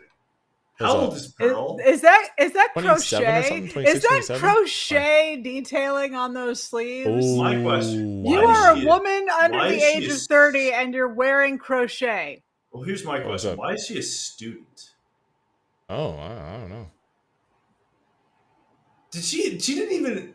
Dude, she paid to get into into the TPUSA conference. Yeah, she paid a student rate. Yeah, Yes. I mean, I'm more like, why would you pay to get into TPUSA if you have that big of an audience? That's my question. Well, here's the thing. Like, Destiny had talked about this, and so had O'Shea Duke Jackson, that she basically, like, jukes her numbers using YouTube Shorts, like the most outrageous stuff that they've said on her show, to make it seem like she's got a bigger audience than she actually does. So, like, because she's got so many YouTube Shorts that got people to, like subscribe, whatever, but when she does her show, people don't actually tune in. And if you've actually watched the show, which I have, like, they're not really talking about nothing. It's trash. It's really boring. Also, how tall is Dan Crenshaw? She's 6'1", and I think he's like 5'8". Wow. Yeah, he's a wee lad. He's a wee man. That's a rough one. I know. No. Yeah, good old Dan. Can I just say some of the worst election ads of all time from Dan? Oh, his Georgia Reloaded campaign ad is the best thing ever. Like, The why is there? Marvel ad? Why does he have a Mission Impossible style British lady sending him out on assignment, buddy? You're American. Like, Got it. why? It could have been a joint thing with SAS. We don't know. Yeah, we don't know that. It sucks though. It's not. It wasn't. It's boring. It was It's a Marvel. it was a mission Marvel. after to take out some dude sitting in a car, aka Antifa. It's Marvel. No, shit, it's dude. I the hated greatest. It's the greatest campaign ad ever made. I what they love it so much, and it's What they really needed was grotesqueness. They needed that, what's the guy that? There's that new video that's out. I don't know if we can show it, but the try that in a small town. Oh God. Oh hell yes! Try that in a small town. Try that in a small town, baby. Basically, it's just a lynching threat. What that song is. Yep. Oh, Jason Aldean. That his Yeah, song. Jason Yeah, Aldean. Dude, yeah. Jason Aldean has survived the trauma of being. At the Yeah, he grew up center in he lived in the small town of Atlanta, Georgia, and like somewhere else with like a large population. He's never lived in a small town, as far as I know. All I'm saying is that he was in the middle, like Stephen Paddock. You know, I was gonna say he was on stage when Stephen Paddock like was try to bring 15 different ARs into a small town casino. Dude, that was a great video. I've been watching that for a while. It's good. It's a great music video. It's terrible. It's one of the worst. I'm not a big fan of Jason Aldean. I will say, I was gonna say like a skill issue on Paddock's part. That's all I'm Shouts out to that. Stephen Paddock for being smart enough to not play or to not open up during the Big and Rich set. Because they had done that, I think the whole thing would have gone down real different. if Big and Rich were up there, dude, it would have been like the entire face of the casino would have just been. It would have looked like Serbia in like 1991. Yeah, it was just the amount of return fire from the stage at a Big and Rich concert. Yeah, it would have just like blown the face off of the hotel like it got hit by a howitzer. Yeah. Anyway, but let's get back to the dating thing, because that was kind of fun. Oh God. Yeah, and then so there was after this shit, you know, the absolute middest response he could have given, and people like got on her ass for that. Some other lady got real tilted about people getting on this lady's ass and was just like, oh well, we shouldn't scold women for getting back at men online. Actually, the only one that can show that somebody with like 200 Melanie followers shouldn't be castigated for doing that. It's just yeah, I think you all are blocked by that one. So yeah. Oh no, she blocked all of us. Well, yeah, because I told her to be quiet. That was my mistake. No, I mean she blocked me like first and foremost because she tried to pull the whole like, oh well, until you a cis man have no idea what it's like for queers and trans people and women. I was like, slow down, lady. I actually am queer. And she said, oh shit, oh no, block. It doesn't, dude. Again, like I hate to have to tell everybody this. It doesn't matter. Like queer, it's just. I know it doesn't matter. It's woman plus. That's all it means. That's what it is. It's like I'm not just a woman. Okay, I'm also queer. It's like who gives a shit? Like it's me. It's a meaningless term. Bisexual. However you want to put it. But yeah, I'd have to go look for Karthik's quote tweets of her to find. I got it. I'm not gonna do that. But yeah, she made this point like it's not like just posting to friends. I'm like, but you're not. Then you use Twitter circles for that. If you only want specific people to see your posts, then you lock it down. Like I'm in a couple of people's Twitter circles for stuff they don't want everybody who follows them to see, which is fine. But yeah, sorry, this idea that you're not posting for attention, give me a break. That's why we post. That's why everybody posts. That's why everybody posts. It's for attention. Putting a message in a bottle. Yeah. Hoping something comes back. That's all right. The only reason. Now we got to bring up. I think we've been bagging on the ladies a little hard. I think it's time that we bring up. Yeah, time to bag on this fucking. But I do want to pull this one up because like this one's kind of wild to me. Part of the thing about dating app discourse. Hang on a second. Where was it? There we go. Part of the thing about dating app discourse is that it's always some random girl with like 200 followers who's probably just thinking she's posting to her friends. Maybe she should not screenshot, but maybe we also don't need to care so much about what random people say and do. It's always the people who complain the most about narc behavior and cop mentality who also have a lot of opinions on the posting habits of random lowbie women they don't know. Like, I don't know. For most people, I feel like posting on Twitter is like texting a group chat. It only becomes a thing when random people see a harmless, off-the-cuff post and decide it is our divine right and mission in life to tell them they are wrong and bad. She's conflating a bunch of different phenomena here. But also, like,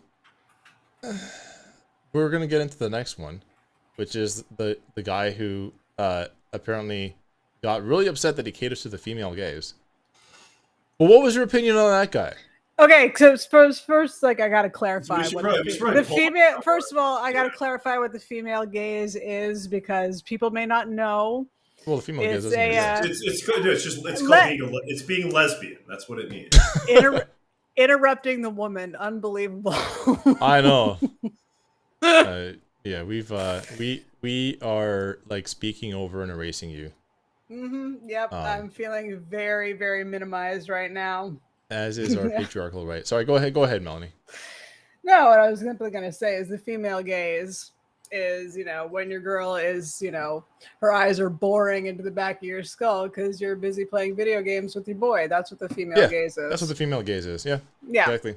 And now, first of all, they've bastardized a term they already don't understand, the male gaze, which they have taken to mean a man just looking at a woman when that's not what it means. It's a very specific term coined by Laura Mulvey to describe the camera in movies and therefore the audience's viewing position as being situated in the heterosexual male point of view. That's what it means. That's all it's ever meant. That's all it ever will mean. So I just want to say thank you, ladies. You've managed to erase this woman's work twice now. First with bastardizing the male gaze and with now coining the female gaze. Yeah. I said this yesterday. I was like, okay. Like, yeah, sure, this guy is on some psychopath shit. Well, let's show the guys. Doesn't exist. Let's show I don't think of this. Yeah. I don't think I've ever seen anybody, man, woman, anybody. I've never seen anybody use the term, the male gaze in the correct way. Except for me. Except Well, here's the thing. You don't come out saying it because you don't really have a reason to. You correct people when they say it. Mhm. But you've Okay, never well, really had a reason to, like, employ the term the male gaze. At least I haven't seen you do it. No, I've only ever done it when when people have misused it. Okay, so Ethnic Steve, this is fucking amazing. Ethnic Steve's response to this lady who says your profile is insanely catered to the female gaze, and he screenshots it and Big then no tweets, no. "Yeah, it's a dating app, you dumb hoe." Bro, how did you miss that alley oop? How did It's you not. fuck No, that up? he's just. Here's the thing. When I first read this, I was like, oh, he's just not that into her. Because that would be my thing. Is yeah, like it's. I mean, people are like, No, it's not that. It's not that he's not that how into does he her. not I think understand that she's not hitting on him? It's like, no, like she would not have sent him. No, that you message. gotta show the other screenshot of all the messages he Yeah, sent yeah. back. You He have was to like show all of them. he was like actually aggrieved, like he with was being mad that she said that. objectified. Yeah, it was He was weird. mad. He was actually offended, which is amazing. I was like, Here, I have it on mine. she said you look good, dude. And yeah, she said it in a goofy She didn't way. just say you is insanely catered to the female gaze. She's saying her pussy wet. I know, but like, here's the thing. I get messages like that on Bumble all the time, and I just ignore it. Right? Yeah. Like that's the thing. People are like, "Oh, do you not That's just understand?" that she's because hitting women on don't me?" women have no riz, and that's how they No, flirt. I'm just not that interested. Like, I'm sorry, some women I'm just not that interested in. Yeah. I just like, oh, it's very nice that you're saying nice things about me, but again, I'm not that interested in you. Sorry. Okay. Well, I mean, yeah, fair enough. But like, he was actually mad. Like, Yeah, that's the thing. Here we Yeah. go. That's the thing. Like, if we open, let's see. And she, you of course, tweet like, all of your Hinge conversations. Ha ha ha. No, but I did tweet this one, and it's up to about 6K likes because everyone thinks you're a fucking weirdo. Wanted to give you the chance to defend yourself before I imagine that the chance to defend yourself before I Defend unmatch. yourself. LOL. Imagine if I asked you, hey, do you objectify yourself on purpose for attention? Like, do you have BPD or something, or do you just want too many pseudo-intellectual TikToks? All I showed people was our opening line, and it's going viral because of how bizarre and stupid you sound. Seems like you're here to attract women. Dog, like, bro. no wonder she's at Georgia Tech with brain like that. Bro. Shout out to Editor Menta. What the fuck? Yeah. What is wrong with you? And okay, I will say though, I will say, she got to eat this one too. Zoom into this guy's picture. Yeah, please Zoom in, do, Rory. because this is not something that is appealing to the. She got to eat that. She got to take this L. Yeah, He looks again, and like, here's the thing. He looks like Daniel Radcliffe. He looks like Daniel Radcliffe playing Weird Al Yankovic. They both. That's what he looks like. Like, one thing. Yeah. You cannot convince me that that's not someone cosplaying as Daniel Radcliffe playing. One thing I will say, like I will say, and I will defend this one. Like, one thing that I did get annoyed with is people who were just like, how dare you treat her? She's like hitting on you, and I'm like, this is a beautiful woman hitting on you, and I'm like looking at her picture, like, is she though? Well, here's the thing. There's a way to respond to that if you're not interested. That doesn't involve all this. Yeah, this is the problem. Just not responding. This is where we have the issue, right? If it's just like, I mean, first off, posting it online is already an issue. Like, don't do that. Yeah. Don't do that. Second, if you're gonna do that, like, at the very least, I could walk away and say, well, like, because all these people were like, wow, how did you fumble the bag on this? It's like, no, he's just not interested in her. Like, that's, I'm sorry, like, I don't have to give attention to every woman that hits on me. I'm sorry. No. Some women, if he was disinterested, he wouldn't have responded with all that, Rory. The thing. Do you respond with all that to women you're disinterested in? No, you ignore them. This is just weird. And, I mean, it's the same thing with, like people, like, again, it's called, like, she can just go on BlueSky, like, that's where, I don't know. I just, all these people, man, it's like, it's bizarre. Like, it's just very strange, like, how this has become, it's just a trend of people like just sharing their like dating apps like conversations. And again, and also and not obscuring either themselves or the other person. It's like, what are you doing? Like, who are you doing here's this the other thing. for? It's totally gendered too. That's the other thing that's important. Is like what side you fall on this depends largely on who's doing the, like if it's a woman leaking, you'll see that like 90% of women are like, no, this is just we need to break like we need to raise awareness about of this the behavior. type of behavior. Yeah. And if it's a man, it's like guys are just like, yo, like you really shouldn't. And guys are always just like, yeah, you shouldn't like release dating profile stuff. And then on the other hand, when it gets flipped, it's like, oh, you're just an ugly incel, and the women are like, oh, like with a small dick. It's always you're like an ugly incel. How little sex you get. There's always a dick size reference. I mean, the first one we brought up, the middest response possible lady, she did that in the first reply. Yeah, 5.5. It's like, oh, it's like a 5.5 inch dick. It's like, wow, that's so cool. You're so badass. Like I bet your career is you're ending up exactly where you're going to be. I bet you're going to be able to afford a house in a metropolitan area that you want to live in. I bet that's going to be a thing. I bet you're on track to get married too. Yeah, to a guy you like. To a guy you're like, you're actually 29 years old, and you have no savings, and you work as like a temp. I bet you starfish in bed and think it's the guy's fault.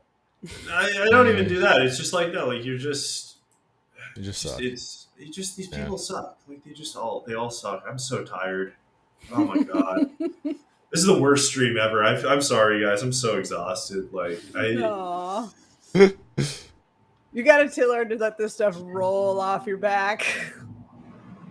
This is like can't take it home with you even when you're at home. Yeah.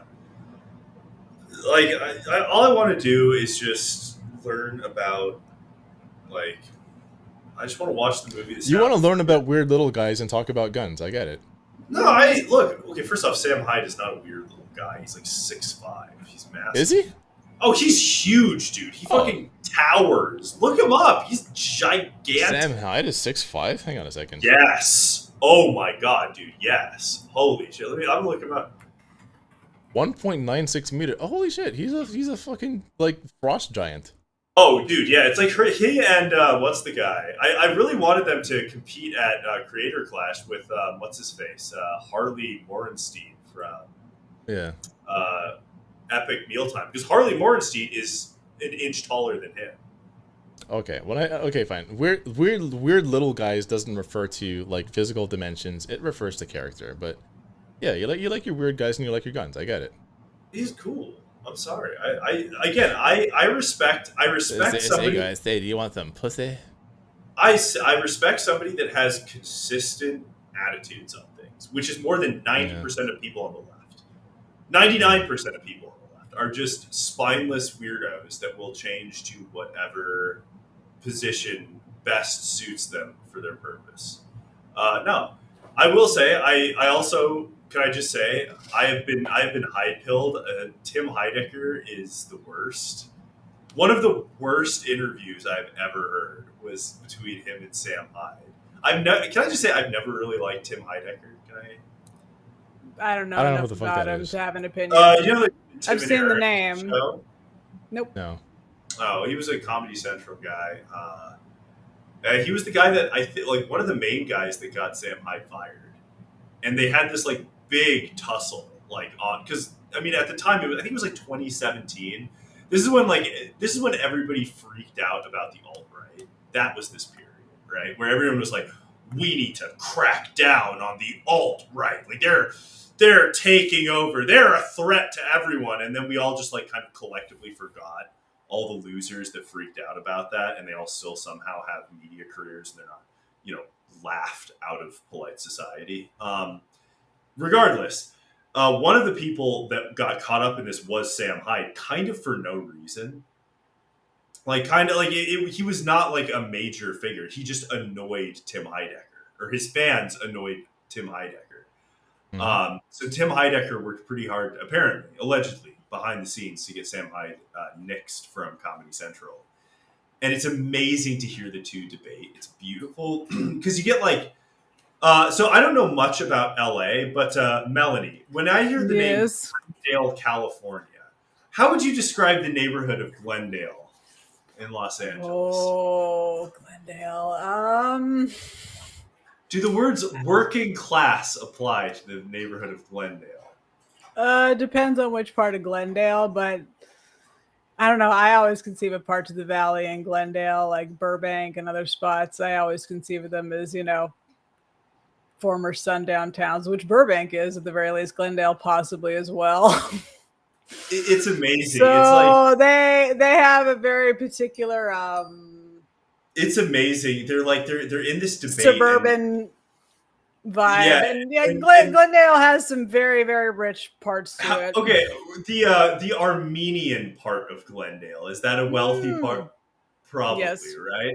Yeah. So Tim Heidecker is just like, actually, I'm from a working class neighborhood. I'm from Glendale. Actually, a lot of my neighbors are Armenian. So I really understand the story. And like, and you just hear Sam Hyde like, Tim, I can't afford health insurance for myself or my employees. What are you talking about? Like, what are you going on about? And it's like, yeah, that summarizes the vast majority of the left in this country, and in on Twitter too, where it's just like, I mean, again, I've been pilled. I'm sorry, I've been pilled. I like it. Sorry, I hate Blue Sky. Like in this house, we love Sam Hyde. We hate Blue Sky, and we think that non-binary people shouldn't have a voice. And that's it. Sorry, pick and choose. You have two flavors, okay? I'm sorry. I think that's that. One or the other. It's not that big of a deal. I'm sorry. That's it. That's my take. I'm about Hey, just be like me, a woman with very male characteristics. It's just, but I still identify as a so. woman. You know. No, Oh. you're just you're a female misogynist. Yep, I'm a toxic Why woman. do I keep seeing Pearl now suggested to me? That sucks. Yeah. It's gonna happen. It happens, happen. like that Cat 10 barge broad. Oh, guess who came in on? Guess who made the girlies really angry the other day though? Cat 10 barge? What did she do? Yeah, the one girl, the girl that went crazy and unfortunately. She waited on that. People the have true lost crime their brain. minds. The true crime brain. I don't know if we want to talk about that because it's so depressing and like. It is, yeah. It's actually it's gonna bring me down because like that lady has a family and they've been asking people to just leave them the hell alone and people just refuse. And didn't they all hire like a private investigator to like? Somebody hired a private investigator to look up the women that were supposedly killed by. Yeah, but this woman basically in so many terms, just to like very quickly explain it. It was a woman who unfortunately had like a mental breakdown, died, and like one of the things she accused her ex-boyfriend of was being like a serial killer monster.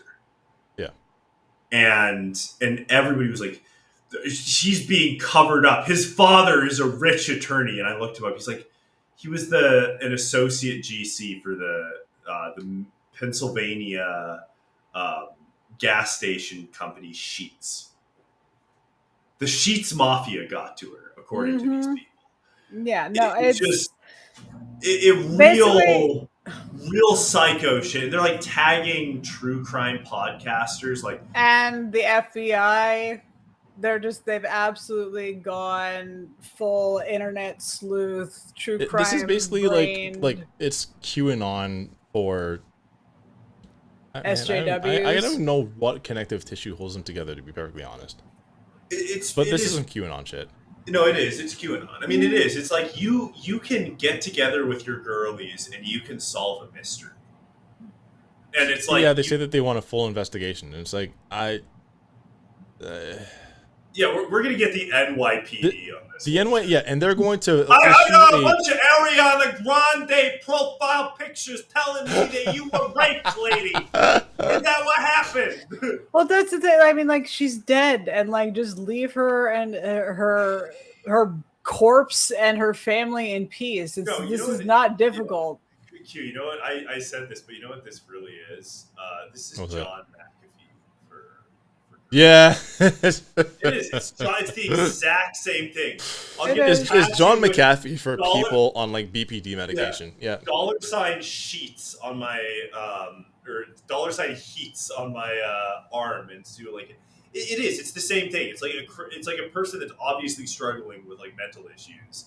Yeah, saying she like was a bunch of crazy stuff, and then like if I die, look like it's because I was killed. Which again, so many people that like John McAfee did the exact same thing. I have like a dead man switch. I have hundreds of terabytes of data on this hard drive. That will expose the world, like the pedophile international ring, and it's like, no, you're just a crazy guy. You're a crazy guy. Yeah, and we all do that. Yeah, Dr. Clock, QAnon for the SVU influencers. Exactly. You've watched every season of SVU. I don't even know. Like, they're not even into SVU. This is an actually even more insane. Yeah, there's a different kind of energy to this. It's not SVU. It's like a very obscure true crime podcast. Yeah, this is real. Like, because again, I will say. Well, I mean, we saw it with that young woman who went missing, who was camping with her boyfriend. Like, how insane! Yeah, that was cute. That was true crime people. Yeah, but they were right. They turned out to be right. Oh yeah. It didn't matter though. They were still like digging and like throwing up any and all kinds of clues they thought they supposedly found. It's the same mentality, it's the same behavior, only now people are doing it to everyone or anything they think is remotely suspicious. Yeah, it's really no good. Here's the problem though, because what does that teach people is that like the type of person that you would naturally be suspicious about, all this does is say like, hey, you're actually right to think that person should probably be locked up just because they look weird. You know what I mean? Yeah. No, what it is it's... Actually, Heidi Matthews talks about this. She wrote an article, I don't have to look this one up, but she talks about like how people use the word creepy or creep. And she's right in that like it doesn't actually, there's no like borders on that term. It's a very like nebulous term that describes a feeling, but oftentimes what it's describing is people's discomfort with features on other people that are unsettling, that have been sort of like socially conditioned into them. So the kind of guy who quote unquote gives you the creeps more often than not is going to look a particular way, and oftentimes belong to like groups of people that have been historically like shat on, marginalized, depressed, whatever. Yeah, sorry, just had to add creep to the semantic collapse list because that's another one. Yeah, that's absolutely another one. Is it like creep? Everything is now creep behavior, and I'm just like, is it creepy what do you or is mean? it just lack of riz? Yeah. It's like that cartoon. And where it's like, 9.8 times out of 10, it's lack of riz. Yeah. Or just awkwardness. Yeah, it's what it is. I'll be honest. Like, it's just. I'm sorry. All of this stuff. But this is, I will say, a very unique thing. This is a type of energy that I don't even think we really saw with Gabby Petito, because it was a different group of people that were into the Gabby Petito stuff. True, we do have more kind of like the Gabby Petito thing is more left pool people have jumped in on getting like raising awareness about this woman. The Gabby Petito thing was more like people who listened to Serial, people who a generation ago would have been picketing outside of Terry Schiavo's hospital. Those type of people. Yeah, like moms. You mean moms. 2 decades ago? That was almost 20 years ago. Holy shit! Okay, I'm dating myself. Terry Schiavo, dude, I remember Terry Schiavo. So am I. That was the first. Like one of the first news stories I remember. was Terry Schiavo. I was like, Lacey Peterson, Terry Schiavo. It was quite a time. what year was that? Terry Schiavo, I think, was 2003 or Yeah. 4. Yeah, 2004. So I would have been 10. Yeah, that was like the Oh first. my god. That was the first. That was the first story. I mean, I vaguely remember it, and I Lacey was Peterson, like, that was 2002. oh, Yeah. oh yeah. That was. I remember that one too. But yeah, no, it's a different crowd of people, man. I'm telling you, like this kind of stuff, and I said this, and people kind of got a little low key mad at me, but saying like there is a growing cottage industry, and I will agree, it is a cottage industry. It is not a major industry yet of women that kind of just exist to gas up other women on just to confirm to other women the worst assumptions they have about their partners and about men. Oh, yeah. That's always existed. The Like the that difference. lady. No, the difference is it used to be contained to your girlfriends, right? It used to just be your girlfriends would be the ones giving you terrible advice and calling your man trash and saying you need to leave him. Right now, And why would they do that? Millions of people. Why would they do that? Because they were jealous and they didn't want you to be happy. Yeah. And for some reason, it's weaponized incompetence, and you need to leave him. That was insane. Leave him it was like, no, this is abuse. He called you to check on what to get from the grocery store. It's weaponized incompetence. It's abuse. Divorce your husband with your newborn child and your toddler. My favorite is all coming from people without kids. By the way, there was like single people without kids. There was some stripper yesterday that was talking about how like the fact that men like the scent of vanilla is because they're like pedophiles. Oh. Hey, listen! If you like the scent of cinnamon, I'm telling you, you've been arrested for indecent exposure, and you watched all of Grey's Anatomy. I'm just like, what are you talking about? Like, do you want to pull that one up? That one was crazy. I can, yeah. No, I will. Somebody was asking, like, why do guys like vanilla scented things? Well, it was a. I could answer. I could. She's the woman said I could answer, but you're not gonna like it. Which is like, okay, what does she mean by that? What does she mean by that? Yeah, that was a straight Drewski. What do you mean by that? What? Yeah. What? Yeah, and of course, I don't know who Drewski is. Q. Remember, I am not. Drewski is like one of the funniest black people online. Okay. I normally don't laugh at like internet comedians, but Drewski's pretty damn funny. Okay, thank you. Let's see. Yeah, but and the answer is always like whenever it's a question about like why do men blank, and it's always like they're abusers, rapists, and pedos. That's it. That's pretty much like what it'll always boil down to. Or pedos, virgins, and incels. Depending on who's doing the posting. It's always some psychosexual shit, right? And it's just like because vanilla smells good. Yeah, why do men like the scent of cinnamon? Because it smells. Why do men like the scent of lemon? Because it smells good. Lemon smells good. I'm wearing the scent of vanilla coconut right now. It smells delicious. I love it. I wear cocoa butter. People ask me like, you smell like chocolate or vanilla. What is it? Cocoa butter. Oh. Yep. Yeah, here we go. I could tell you why, but you're not gonna like it. The way men love vanilla perfumes is so funny. And we get it. You didn't wear it. Relax. I'm a stripper. I just noticed what gross ass men do on a daily basis. Who go to the strip club? It's here's the thing. I have a friend. Have you never heard of sample bias? I have a friend that works as a clerk in family court, and it's like if I used him as a metric by how to judge women, it would be insane. It would be actually insane. Like people would go, "You're a mental case." Okay, here we go. There's another one here because again. Nobody knows what that like. That could, at first, I thought it was like, oh, it must mean like they want to fuck their mom, which I'm like, that's weird. But here's where it gets really. Men who like younger girls at the strip club like tropical or sweet vanilla scents. guys who have shit to lose, like Woody, because you can't leave a scent on them, and no one likes a heavy floral.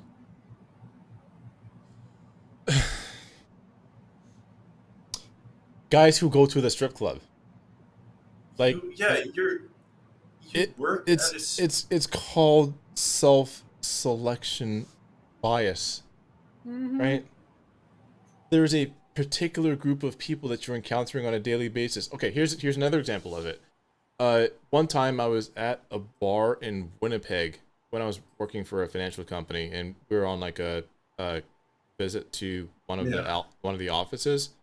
And so I'm at a bar, and we're just like we're all like having fun, whatever, dancing, drinking, and shit. And then some woman like kind of like sidles up to me, and we started chatting. And this is way back before my like this is back when I was just like I was a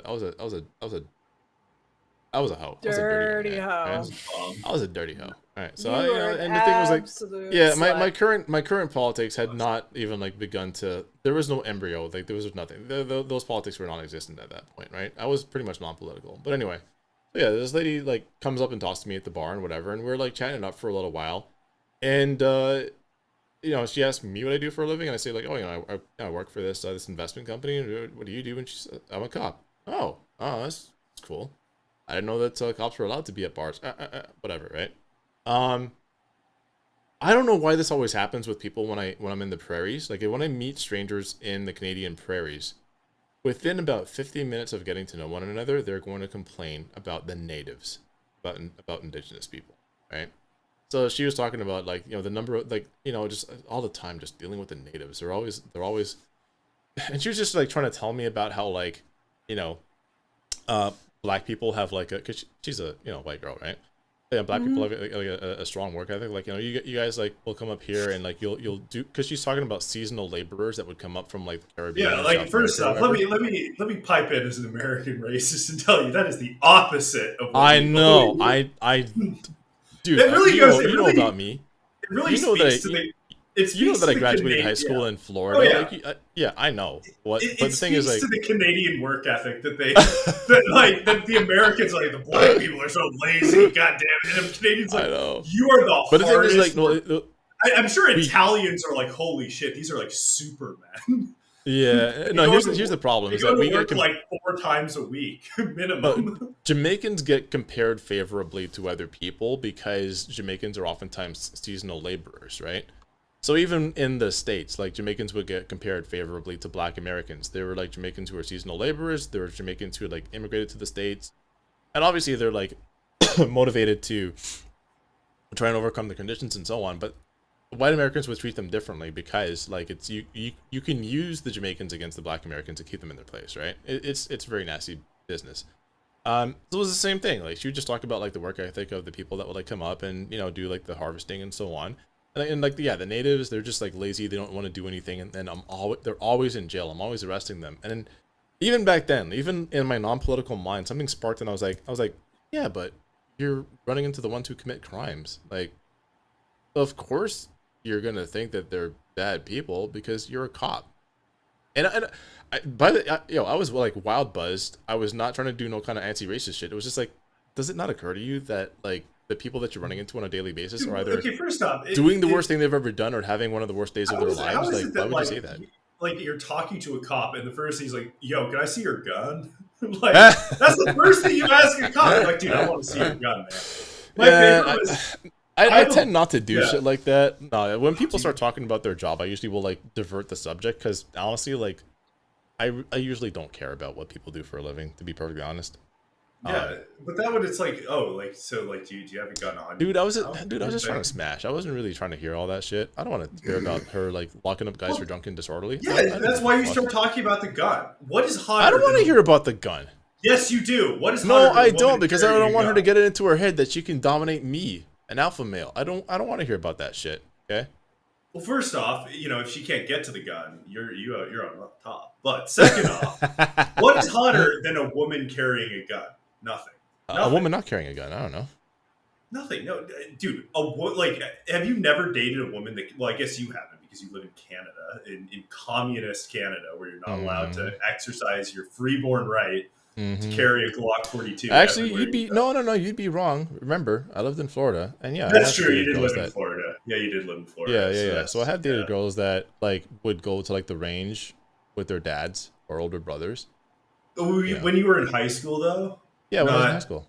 Oh, see, you got to get. And I also did go to FAU I went to FAU as well for a semester before I moved to Canada. But like, my girlfriend at the time, she was not like a gun person.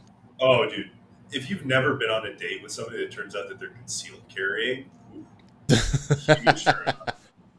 Yeah, I was literally like, damn, you have she's like, yeah, no, I carry a Glock. Like, you have one in your purse? And she's like, yeah, and she just pulled it out at my house. I'm like, this is not a good thing, but like. Did she do that thing, that cool thing where she just like pops the round out of the chamber and catches it in midair? No. I mean, it was okay. It wasn't a Glock. It was like a Kimber Custom. It was teal colored too, which is kind of like that's kind of a. Oh, that's tasteless. How would you do that? How would you do that? It really is bad. One of my ex-girlfriends really wanted one. I was like, no. You're losing Melanie by the second, by the way. Remember, she lives in California, so none of this shit. I live in New York. I live in New York City, which has the worst gun laws than California. By the way, I'm reading the GOAT Armand White's review of Barbie. I'm having a good time. I'm fine. Oh, Armand White. Dude, it's so good. I love him so much. Most I love him so illustrious troll that ever lived. I love that dude. Yeah, me too. Why I love absolute king. Why do we love Armand White? The same reason why I like Sam Hyde. Consistency. He's consistent. Yes, he is very consistent. Like, if Armand White hates a movie, I'll probably like it. If Armand White likes a movie, I probably won't like it that much. Well, and if Armand White really, really hates a movie, then I actually probably will hate it. So far, I'm with him on Barbie, even though I haven't seen it yet. Yeah, let's do this. He's making some great calls. Give us the Barbie review, because I have not seen it. Sure. I'll drop it in the group chat. Are we doing Barbenheimer? Have you seen it? No. Oh, you haven't seen it? It isn't out yet.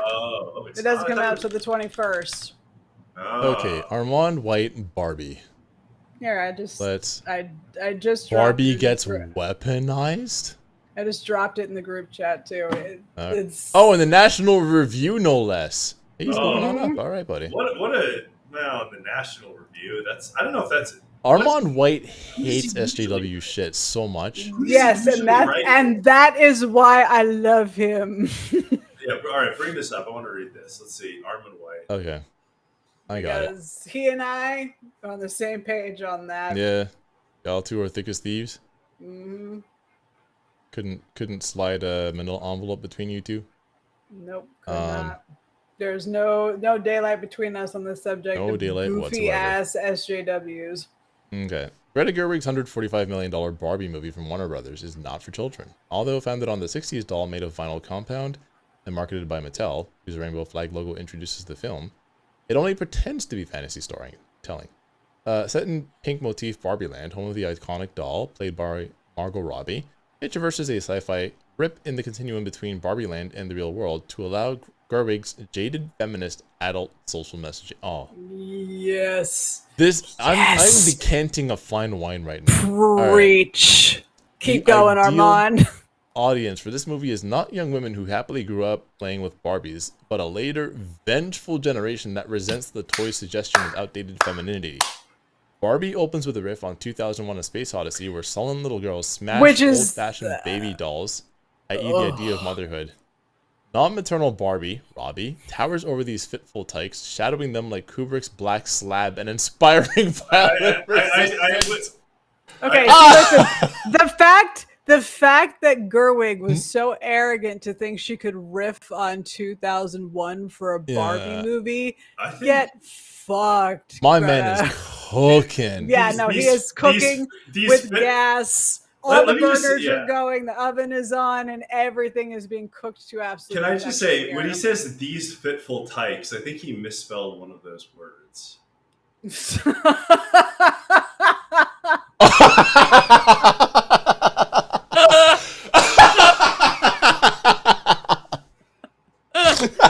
I'll let you, the audience, decide which which one it is, but here's a tip: it's not fitful. Hey, remember that post about heteronormative shoes? Yeah, you were absolutely right, actually.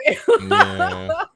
Barbie and the choice between heteronormative I saw shoes Dan Crenshaw, Pearl Davis, and David Hogg's shoe choice today, and I can tell you for a fact that heteronormative shoe choice is dumb. Yeah. Um, Doll babies are tossed in the air, then fall into Barbie land because the idea of women's liberation has been weaponized. Gerwig is unperturbed by the fact that Mattel's product evolution, by which Barbie dolls endlessly changed, kept up with commercial trends. Many variations are accounted for in a cynical overview, narrated by Helen Mirren. Why not Ketanji Brown Jackson? hell yeah! Oh my! Oh, Armand. You see why I was reading this? Oh, Armand is locked in like Game 7 LeBron right now. That dismisses those transformations, whether a pregnant Midge doll or Alan, a second banana boy doll, as unhip. That's because Barbie the movie derives from 90s indie movie hipsterism, whose ambassador, Gerwig, indulges self-satisfied smugness in the script co-written with her consort. I know. Consort Noah Baumbach. The Gerwig-Baumbach duo disingenuously showcase themselves as Barbie and her male doll mate Ken, played by Ryan Gosling, but they can't fake any real interest in the Barbie idea, so they shift the entire enterprise into what hipsters know best, their own private privileged competition. Gerwig has made it to the Hollywood big time in ways Baumbach is not. She's a media heroine, touted for Oscars every time she directs a movie. Barbie Gerwig and Ken Baumbach fight for dominance in both Barbie Land and the real world, the latter being Hollywood suburb Santa Monica, where Will Ferrell, as the Mattel exec, evokes the lousy anti-Christmas movie Elf, a favorite of hipsters and faithless wannabes. Any hope of wonder or enchantment gets lost. Gerwig and Baumbach overdo the pink playground conceit, visually similar to Olivia Wilde's rancid Don't Worry, Darling. Yes, Armand, Rancid. that's right. Yeah. It's rancid. It was a rancid film. Yet Gerwig's artifice defies the special feeling that females might know. The fulfilling personal escape into free femininity, childbearing, family, homemaking, and romance that should be the essence of a Barbie movie. She ignores the childhood fantasy in which kids dream of being wives, moms, teachers, nurses, etc., roles essential to the world. As for Baumbach, his usual sour diatribes about gender, class, and ethnic identity erupt in the film's girl dolls versus boy dolls subplot. Where's the fascinating sexual empowerment found in the proto-feminist Barbarella and Robert Zemeckis' post-feminist doll movie, Welcome to Marwen? Instead, Gerwig and Baumbach promote querulous sloganeering. The multiple Barbies and Kens, multi-ethnic, overweight, disabled, are airhead protesters spoofing the Frankie and Annette Beach movies. This satire of corporate manufacturing is odd considering that Gerwig and Baumbach themselves are industry faves. The humorless team forsake imagination for a horrific episode featuring SNL's never funny Kate McKinnon as an abused Barbie. All right, well, he's cooking on that one. Let's be real. This Jesus is. tits. I can finish this review later, but I mean, do you see Okay. why while you guys were talking about God. guns, keep going. Let's see. I was enthralled by I'm enjoying Armand's gift of his mastery He's got of the gift of the gab. written Yeah. word. Yes, he does. Oh my God. Look, he had me at never funny Kate McKinnon, dude. That is giving. Yeah. Can I just say, No, throughout Trump years, the Never funny. amount of Kate McKinnon, like the amount of white women I had to deal with that thought Kate McKinnon was the funniest shit in the world. Oh my neither God, was Sarah, what's her name, who would just record herself mouthing Trump's words. I forget her last name. Oh, that But that lady? was- Oh, God. That was never funny. Oh. That was never funny. And The people only thought it was person that was brilliant. funny was the one that got canceled for like showing herself cutting off Trump's head. That was really Kathy Griffin. Kathy Griffin. That was the only one that I was. It should have. Here's the problem. She didn't go all the way though. She should have fully. Oh, there we go. Thanks, Dr. Gloss. Sarah Cooper. I think Mueller Sarah she wrote. Cooper. I think Mueller she wrote got to hang out with Kathy Griffin. Oh, of course she did, dude. The Mueller she wrote lady, dude. Look, I'm just gonna say this straight up. Allison Gill. Baby. Allison, dude, she's zooted to the gills, baby. That's what I'm saying. Oh, yeah. Yes, she yeah. is. I'm sorry. Oh, like, no, I gotta be honest she's with like you, peak perk angle. she nailed, like, just first off, inspiring story of a woman that lies about everything. We've had a lot of guys that lie about everything, but it wasn't until her that we really had a woman that just completely lied about every aspect of her life. Lied to her boss about why she was taking time off of work. Lied about her time in the army. Lied about her grandfather dying. Lied about her grandfather's time in the army. Lied about why she was fired from her job. Unpopular take, lied about her assault. Let's be real. I mean, I'm sorry. I hate to say it, but like, let's be honest. Lied about her own service record. She lied about literally everything else. Yeah, she was in a horrific car crash. I'm guessing maybe at some point she tried to play off those injuries like it was some kind of assault. She literally lied. She said that her husband beat her so badly that she ended up in the hospital, and used pictures from her car accident that she caused because she was drunk driving. Amazing. She rules. I'm sorry. She's a terrible person, but that is so funny to me. That like the thing is, here's the thing. People like that should be funny. We should be able to laugh at people like that. We can't, because there's a large group of people that are like, no, you have to take it seriously. And it's like, no, this woman is a serial liar. Like she literally accused her husband of like beating her after getting into a car accident because she was drunk. Like at that stage, anything she says should be totally discarded completely. But we're not. But like the thing is, that's the problem. We're not allowed to really enjoy and really appreciate the liars in our society who are women, because we have to take them seriously. That's it. That's the problem. We're not allowed to really appreciate our it really is because like is because like deranged people online will pull the rolling pin out on you is what that is. Mad at you for saying like, do you not think that she was assaulted in the army? And it's like, well, I mean, I can't say for certain, but like, let's be honest here. The evidence that we have to work with is her word for it. Is her word this woman, for it, as we've seen, her word is utterly meaningless. So it's the same thing I said when they were talking about that. Again, the woman that unfortunately passed away, that everybody's turning into a true crime case. I'm like, because we had an argument. We were having an argument with a dear friend about this, or a friend back, and I was like, look, if everything that it is possible to verify someone has said is a lie. If everything they've said that it is humanly possible to fact check comes back with this is a lie, the stuff that it is impossible to fast check should probably be treated as a lie. Yes.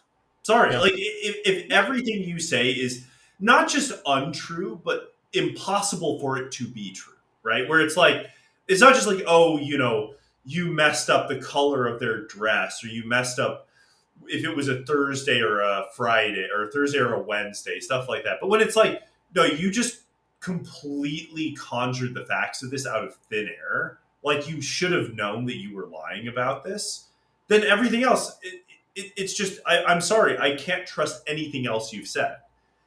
Like, it's this weird way people have on the internet of just being like, well, we can never, like, are you saying that she's making it up? It's like, well, I can't say for certain. Literally nobody can. And that's the problem, isn't it? Nobody can actually say for certain. It's like, well, we should look into this. It's like, and find out what evidence would be there. Like, there's nothing to look into. There's no way to confirm or deny any of this, right? And yet we just kind of have to assume that it sort of needs to be taken as true. And it's like, well, what you're left with is people like the Muller She Wrote lady, who we should all be able to laugh at and have a good time about, but we can't, because there are a significant number of people that will call you like a monster, or like, a misogynist. A misogynist for just being like, no, it doesn't make sense. Doesn't make sense. I'm sorry. Like this, every other this woman has proved time and time again that she is willing to lie about the most absurd things to get away. and now we have to pretend that like it's nonsense. It's like, I'm sorry, someone's character for telling truthfulness can come into question, right? And with the Mueller She Wrote lady, it absolutely is there. Mm-hmm. Yeah. I'm sorry. Yep, no doubt. Yeah. And yeah, no, she rules. I love her. She's great. Literally she's everything not she says is a lot. she's not far from me, She's only about like 30 minutes, an hour away, just down the way in San Diego. Is she? I thought she's no. I think she's a DC person. Is she DC now? Yeah, because here's the thing. She went to visit Kathy Griffin in San Diego. I think she actually lives in DC because she used to work for the VA, and I think the VA has like their main office in. And maybe she lives in San Diego. Well, that's another thing I can call into question because I could have sworn she said she lives in San Diego. Honestly, maybe she does. I thought that she worked in DC, but again, they're two shitty military towns. So yeah, I'm being very mean to San Diego. It's much nicer than DC, but it is like it's two military towns. But yeah, it's again, it's sad that we're not allowed to appreciate the liars among us. But anyway, getting back to Armin White here, let's do this. Let's finish this one out. Yeah, Armin White. All right. They spout outdated grievances about women's ability to hold logic and feeling at the same time, adding irrational complaints about women not being credited for their control of trains or the flow of commerce. This after certain female politicians broke constitutional norms, another subplot, urging the nation's division. The Barbie is protesting for a new female-written constitution to exploit resentment, not playfulness. When Barbie... By the way, like, imagine letting white women write a constitution.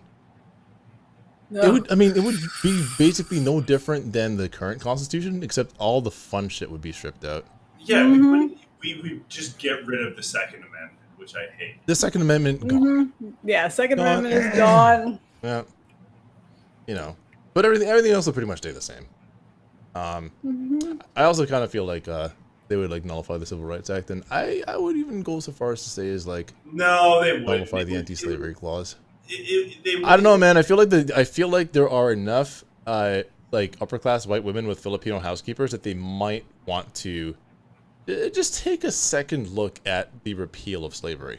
Yeah, they just would expand the 13th Amendment to include domestic workers. Yeah. I do feel like prison convicts and prison convicts and Filipino housekeepers. Yep. Yeah, you get to hold your Filipino housekeepers. And nail technicians. Technicians. Vietnamese they basically would just like legalize human smuggling is what I'm trying to say. When Barbie grouses about sexualized capitalism and pouts, "I'm not pretty," Marin interrupts, "Note to filmmakers, Margot Robbie is the wrong actress cast to make this point." Fact is, tough blonde Robbie lacks slim, doll-like fragility. Armand. He's about to make the case that Margot Robbie is mid. You mad lad, you. Granted, she achieves one of the film's only two good moments, pantomiming crestfallen Barbie's plastic stiffness. But Robbie's lewd, manic stare, perfect for Suicide Squad, is too scary for Barbie. The film's other good moment belongs, surprisingly, to Gosling, who lip-syncs Matchbox 20's Push in a perfect raspy parody of a corporate folk rock teen idol. After that, Barbie goes to plasticine hell. Diversity hires Yes! Diversity Yes! Big buck. Oh man! Oh my god! You can't say this. Diversity hires America Ferrera and Issa Rae give abominable speeches about Latino and Black feminist sacrifice. And Rhea Perlman appears morphing Barbie inventor Ruth Handler. So much. Morphing Barbie inventor Ruth Handler into Ruth Bader Ginsburg. New Lizzo and Billie Eilish songs provide feminist equity. Wait, is this actually in the movie? Oh my! I guess so. Holy Things get more child unfriendly when Gerwig tosses in terms such as irrepressible thoughts of death, Proustian flashback, and patriarchy Oh anxiety. my god. Most kids will probably be bored by Barbie, and even the cool kids might frown at Baumbach's name-dropping hipster in-jokes about The Godfather, Coppola's aesthetic, the genius of Robert Evans, and the architecture of 70s Hollywood. Fuck off, Noah Baumbach, you absolute wretch. Worse yet, one of the man-hating Barbie sneers, like I was really invested in the Zack Snyder cut of Justice League. How could any decent industry professional attack another filmmaker this way? No, It's the ultimate sign. Yeah, that Gerwig and Baumbach know nothing about making pop entertainment. They left the indie world of American eccentrics to join Hollywood's obnoxious elite. Frantic, uncheerful, and graceless, Barbie symbolizes a culture that devalues childhood and goodness. Woo!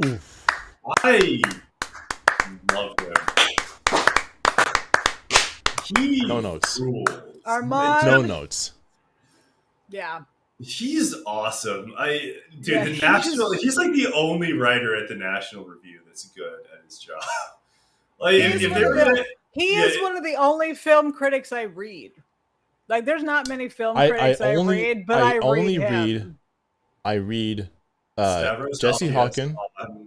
I read Jesse Hawken, John Semley, and Armand White. That's it.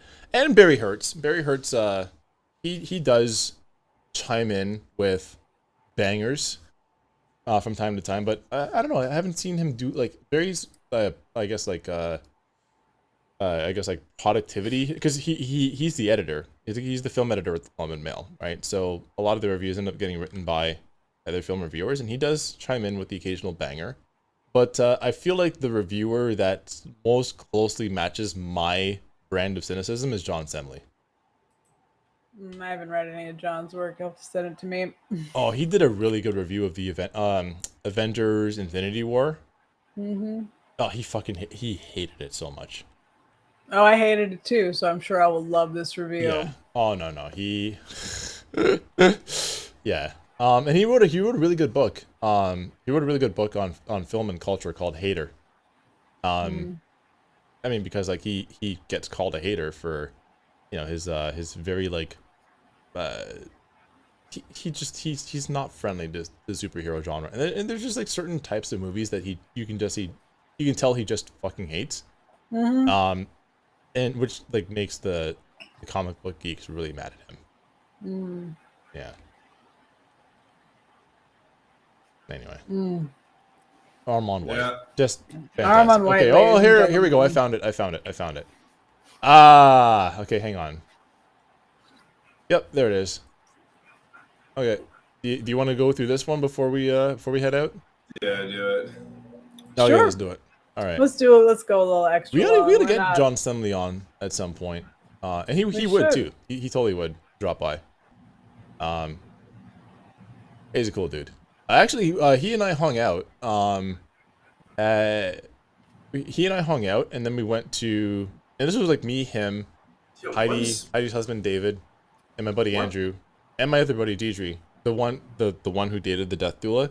Then we hung out. Yeah, at a you bar, didn't. Oh, hold on. You didn't tell us about the aspiring death doula. We got distracted No, by you that. did. So, I did. You did. Yeah. So yeah, we all hung out, and then we went to the Peterson Zizek debate. It was a great evening. Oh, jeez. Okay. In the original Marvel comics, a muscular alien demigod called Thanos expends considerable resources collecting 6 magical gems and fitting them into a golden glove in order to win the fickle affections of Mistress Death, who is the embodiment of death in Marvel's fictional universe. Combining the power of the prized jewels, called Infinity Stones, the thick-necked Thanos exterminates 50% of life everywhere across planets and star systems. It's a despairing bit of genocidal peacocking driven by that most desperate motivation, love. A less eager suitor may settle on concert tickets or a dozen red roses, but to woo Death herself, Thanos delivers the decimated corpses of half the galaxy to her feet. It's equal parts tragic, monstrous, and sort of sweet. A cross between Antony and Cleopatra-styled Shakespearean tragedy and John Hughesian doe-eyed romance that reveals the preposterousness and exuberant stupidity that enliven the best superhero comics. The cosmic entity Mistress Death is absent in Avengers Infinity War, the mega-budgeted Marvel Cinematic Universe blockbuster event that draws together a decade of world-building and complicated franchise arrangements. Instead, Thanos, played with requisite villainous relish by Josh Brolin, is motivated by more purely Malthusian ends. His aim is to collect the stones which have been scattered across Marvel Studios' existent superhero franchise films in order to decimate the galactic populace. His aim is balance. He is, in his word, dispassionate. His madness is utterly, boringly conventional. A fitting almost end to the Marvel Cinematic Universe, or this phase, to use the marketing jargon. By the way, like, it actually was the end of the MCU. Of it anyway, Death, if not Mistress Death, hangs over Infinity War like an executioner's axe, with the combination of Thanos' mass extermination plot and the expiring contracts of many of the franchise's fatiguing banner stars spelling curtains for some of Earth's mightiest heroes. Critics tasked with reviewing Infinity War were explicitly asked not to give away who dies and who doesn't out of respect for the makers of these films and their legions of worldwide fans. To the last point, the manner in which studio financiers weaponize fans as a bulwark against critical volleys is truly pathetic. As to the question of respecting the movie's creative team, I'm sure Brolin, Robert Downey Jr., Scarlett Johansson, Chris Evans, Pratt, Hemsworth, etc. were all handsomely remunerated for the efforts, regardless of whether they're respected, but no spoilers here. And not because of studio PR marching orders, or even because the film's plot twists are especially precious. Simply, Infinity War is not worth spoiling. After all, the reality-bending, time-warping magical conceits introduced across the series effectively render all deaths reversible. And even as a casual reader of such comics knows, the concept of a short-lived superhero death is a long-standing meme of the genre. These fallen heroes are not worth your tears. One may more reasonably weep for the state of mega-blockbuster movie-making itself, a mode of entertainment that has been defined by the Cape and Cal adventure picture since at least the success of the first Iron Man in 2008.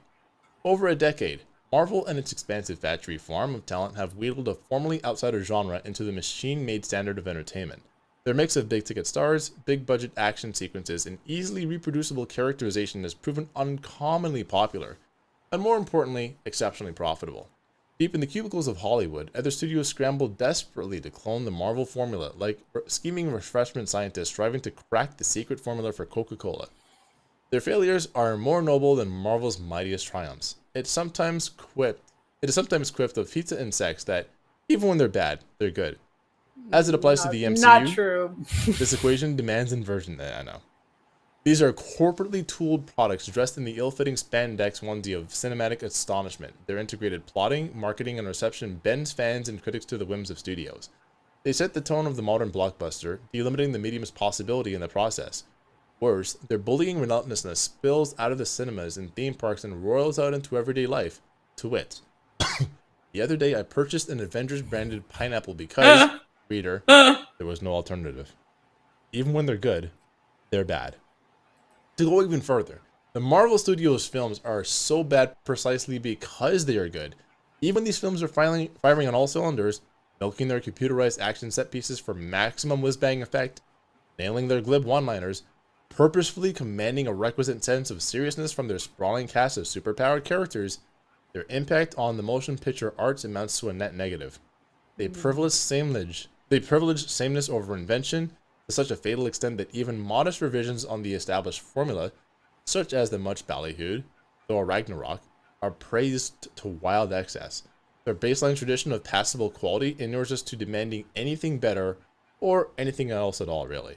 Yet even by Marvel's own standards of serviceable mediocrity, Infinity War fails. And not merely because it cloyingly plays to the audience's presumed sympathies for a set of plastic molded action figures whose fates have, until next year's culminating installment, been scattered to the wind. The movie is beset by the very uniformity that defines the genre, a problem that presents itself when its clutch of wisecracking egoists are assembled to butt swollen heads and crack wise over one another. The plotting is bogged down by fetch quests and sundry deus ex machinations. The jokes are flat, and given the severity of the film's premise, weirdly tone-deaf. Dave Bautista's ripped alien Drax remains the super franchise's best written character precisely because, drained of guile and irony, he's so refreshingly un-Marvel. There's a faint hope that with Infinity War's forthcoming, inevitably retconning follow-up, the MCU will finally draw to a meaningful close, freeing fans of cinema's baser pleasures from its box office dominating thrall. But to quote the maniacal if coldly pragmatic Thanos, such optimism is misplaced. There will be another phase, another crop of heroes, a new Iron Man, a fourth Spider-Man, a vault of F-list caped crusaders rocketed into the big screen. Those of us exhausted by the cycle of corporate hegemony as entertainment may well wish to find our own bloated corpses washed up at the feet of Mistress Death. But as Infinity Wars glumly, hopelessly suggests, not even death itself can offer a release from Marvel's mighty movie gauntlet, a weapon of cultural dominance that doesn't so much expand the blockbuster to infinity as demarcate its ever-contracting perimeter of possibility. Yeah, that's what I like on. Yeah. Yeah, that's excellent. Banger. I love that. Absolute banger. Yeah. Bringing the heat. Yeah. Can I just end on a note, because I just saw this. Okay. Yes. So this is from Kath Barbadoro, who is some. Oh God. You know who she is. By the way, who she is. Daughter, like she's what, like a fucking media person. She's a comedian. Oh, she's a comedian. Okay, so she's like human cattle. Yeah. So she is also, by the way, daughter of a Bush appointee judge. Oh, nice. She's a daughter of what? A Bush appointee judge. Just in case. What? Yeah. I didn't know that. Try that in a small town is reminding me of driving to one-nighters in Texas and getting out of the car halfway through the drive and rearranging who was sitting where so that the people of color in the car weren't sitting next to the windows. What? I don't know what the fuck that means. Well, she's basically saying that like Texas is a sundown state. Oh, Yeah. So putting the Let me people of see how you pull color it up. away from the windows. Okay. Oh my God. I'll pull it. Oh, sorry, I'm blocked by her. Of course I am. Good God. You're blocked by a lot of people. Oh, okay. People, Remind me of driving really. to one-nighters in Texas and okay, I get it. Yeah, whatever. Yeah. All right. Try that. Like, I guess it's hog hunting. Oh, I feel like her one of her other tweets is a shot at you, buddy. I believe ironic misogyny is theoretically possible, but no one who takes that position on Twitter has ever actually been ironic about it. Have yet to see. Show me. Wait, is she like actually naming me? No, she didn't name you, but what I'm saying is that like it sounds like I don't know. Maybe, I don't think she is, but this is a complaint that I've frequently heard about you, Rory. What is That it? your ironic misogyny is just misogyny. To which I say, yeah. Yeah. Some of actually. you hosts fucking suck. I'm sorry. What do you want me to say about it? That's why you don't. That's why. Like, have you ever considered that like your life isn't going the way it's supposed to because you just suck? It's not capitalism. Some of us are doing perfectly fine under capitalism. Some of us have, and I don't even have a dad who's a Bush appointee judge, so like I don't even have that. Well, shit. Some of us manage, it's possible to change your life under capitalism. You can lose weight under capitalism. People have done it. Oh my God. The thing is, the problem now is criticism of women is now called misogyny, which is sorry. It's not the same thing. I don't hate women, but I will criticize them. I will criticize if a woman says some individual insane women. shit on social media, something psychotic, I'm going to point out that you're being psychotic. No, you're not all men. Yeah, basically, like, the other day, did you see some lady said that, like, men fuck like, mortuaries don't want to hire men because men fuck corpses? Yes. Yeah, that's just that. And everyone's like, lady, apparently she never saw the Neon Demon. No, it's just crazy shit, dude. It's all these people. It's crazy fucking shit. They say the wildest shit, and then when you say, like, what is wrong with you? Ugh, misogynist, you woman hater. This is like, you can't just say anything. Are you kidding me? Here's the part that bothers me about According it. Right? to these women, like all men just run around wanting to fuck 24/7 and do whatever. Yeah, like the couch cushions and the couch cushions, the tailpipe of a vehicle. It's a sex vacuum cleaner. It's a sex thing for them. I'm sorry, with people like that. Say what you will about Catherine McKinnon, but like, she was never horny like this. You know what I mean? She was never like they are. You know what I mean? Where it's like you just tell. They revert. No, Catherine McKinnon was driven by like conservative, sort of that's conservative like prude drive, but she wasn't. She was not horny like this. No. My friend actually took a class with her. they pounce on the psychosexual like a cat on catnip. Like the horniest feminist, who is probably also one of my favorites, is Camille Pogba.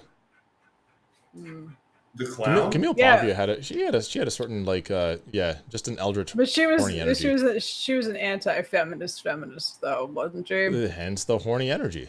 Right. Well, I mean, some of them do have horny energy, but in just a very like bizarre and like a cannibalistic way. Like Shulamith Firestone. Shulamith Firestone, I think, had a thing for black men that she could not reconcile with herself. Because she was fucking obsessed. Yeah, it's like the woman who wrote The Color Purple and Jewish. Like Amy Therese. Oh, bro. Amy Therese is just a groomer. I don't know what the fuck to say about that. No, she's obsessed with black men. You think so? I don't know enough about her to know that. She is? I wouldn't surprise me. Remember way back when she was like really like emphasizing Andrew Tate being black in some of her posts? I was just like, why are you so fixated on that? Why are you suddenly doing it, Paul? Yeah. Good catch. Why? It was very they're like Aboriginals, but not quite as bad, you know. Aboriginal, it's a little better. Yeah, I'm Amy Therese. I look completely different in every single one of my fucking photos. I'm like Andy Yeo, and I have no idea what I look like just by looking at my pictures. She and Laura Loomer are just like eldritch creatures from Lovecraft. They just like they are, the I didn't want to say offspring of the great old ones, man. Like I don't know how else to Laura describe Loomer, it. like if you have like a fetish for the happy merchant, like that, like Laura Loomer. Oh, brother, Jesus, Rory! Oh my God, dude! Look up that picture. No, don't anybody. Fuck, man, you're such an asshole. Look at that picture of that kid. I'm looking at Laura. I was gonna say that Laura Loomer looks like she lives in a house that stands on chicken legs. That's all I was gonna say, but you had to take it that much farther. That picture of her with the kid. Where is it? I know. It's here we go. I have it. I was going to imply that she looks like the Baba Yaga, but you just had to go that much farther. What is the happy merchant? Are you going to explain? You've seen it before. It's this anti-Semitic depiction of a Jewish man like rubbing his hands greedily. Yeah. Jesus Christ, Rory. Tell me it's not true. Tell me I'm wrong about dude. Man. We've all seen it. We've all seen the picture. I don't know why. I don't know why everyone's so mad at me. I'm sorry. We've all seen the picture, dude. Like, you know what I'm referencing. We've all seen it. Oh my God! Yeah, I am so reluctant to admit it, but you're right. I ain't saying shit because if I agree with you, Rory, then everybody will just come right back to the discourse on black people being the real anti-Semites. So fuck you for bringing this up with me on the panel. I've already gone through that struggle session. I'm not doing this again. Yeah. You were already accused of being a founder of the Fifth Reich. Yeah, I don't know how are people going to say that? Apparently, if you talk about like Jewish people being involved in the transatlantic slave trade, it's blood libel to actually like talk about. Literal history is blood libel. Yeah. Yes. I ain't doing this with you, bro. Look, all I'm saying is that like we all see the likeness. Look, we all see. That incident just showed me how many of the so-called leftists who follow you were really just rad libs. Well, no. Here's the thing. Here's the reality. Because people got mad. But here's my take with you for that. I've said this before, and I will say this again. White people have the black people are the real racist gene. Like we have been waiting for the number of people that were waiting like finally, I can call a black person racist. We got him.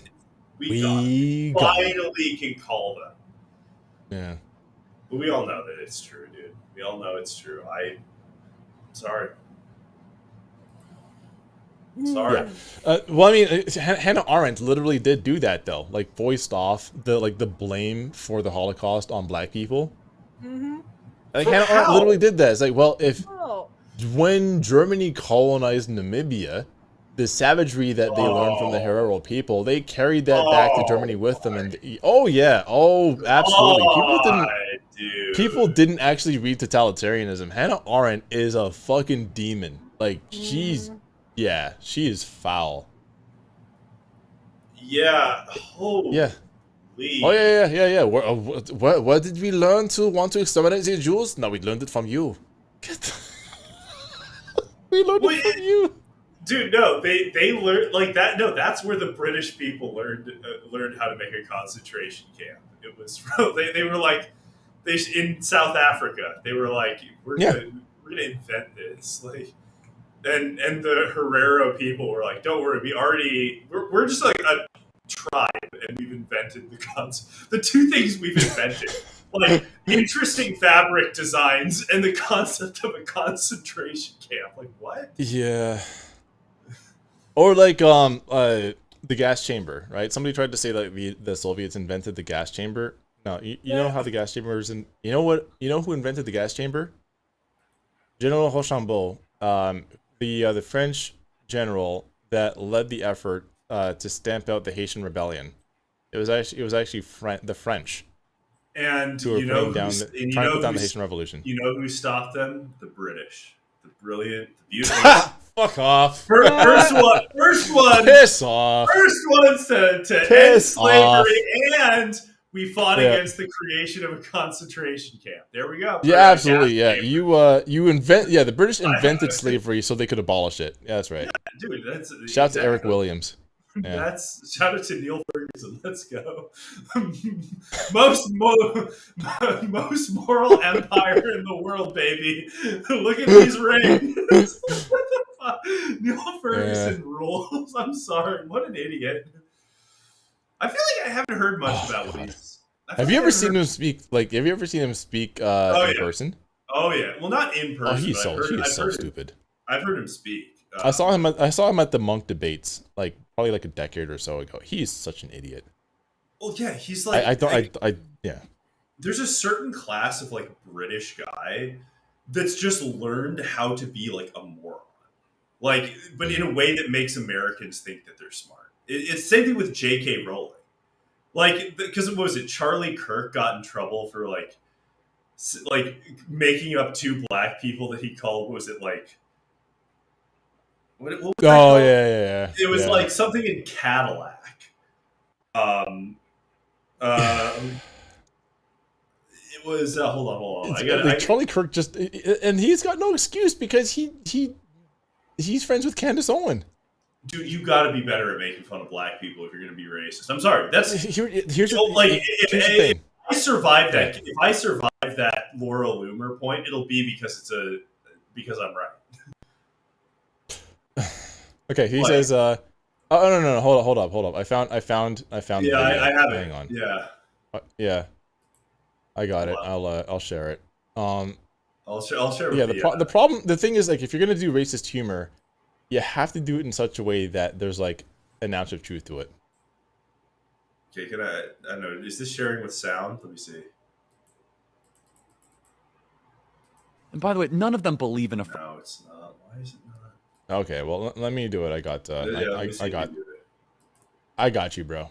I can send you. Yeah. Let's see. I got it. You really have to wonder.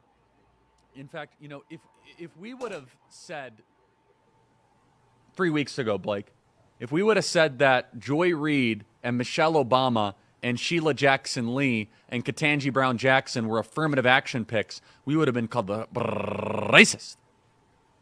But now they're coming out and they're saying it for us. They're coming out and they're saying, I'm only here because of affirmative action. Yeah, we know. You do not have the brain processing power to otherwise be taken really seriously. Oh, Jesus, dude. You had to go steal a white person's slot to go be taken somewhat seriously. Play cut 52. How can Michelle But I Obama rise steal the today White as a clear recipient of affirmative action, Holy She's the shit! first lady. particularly in higher Wait. education. Can you imagine, dude? Like this, dude. This guy is like the reverse Dr. Umar. He's like, Barack Obama should have been dating a white woman. Awesome.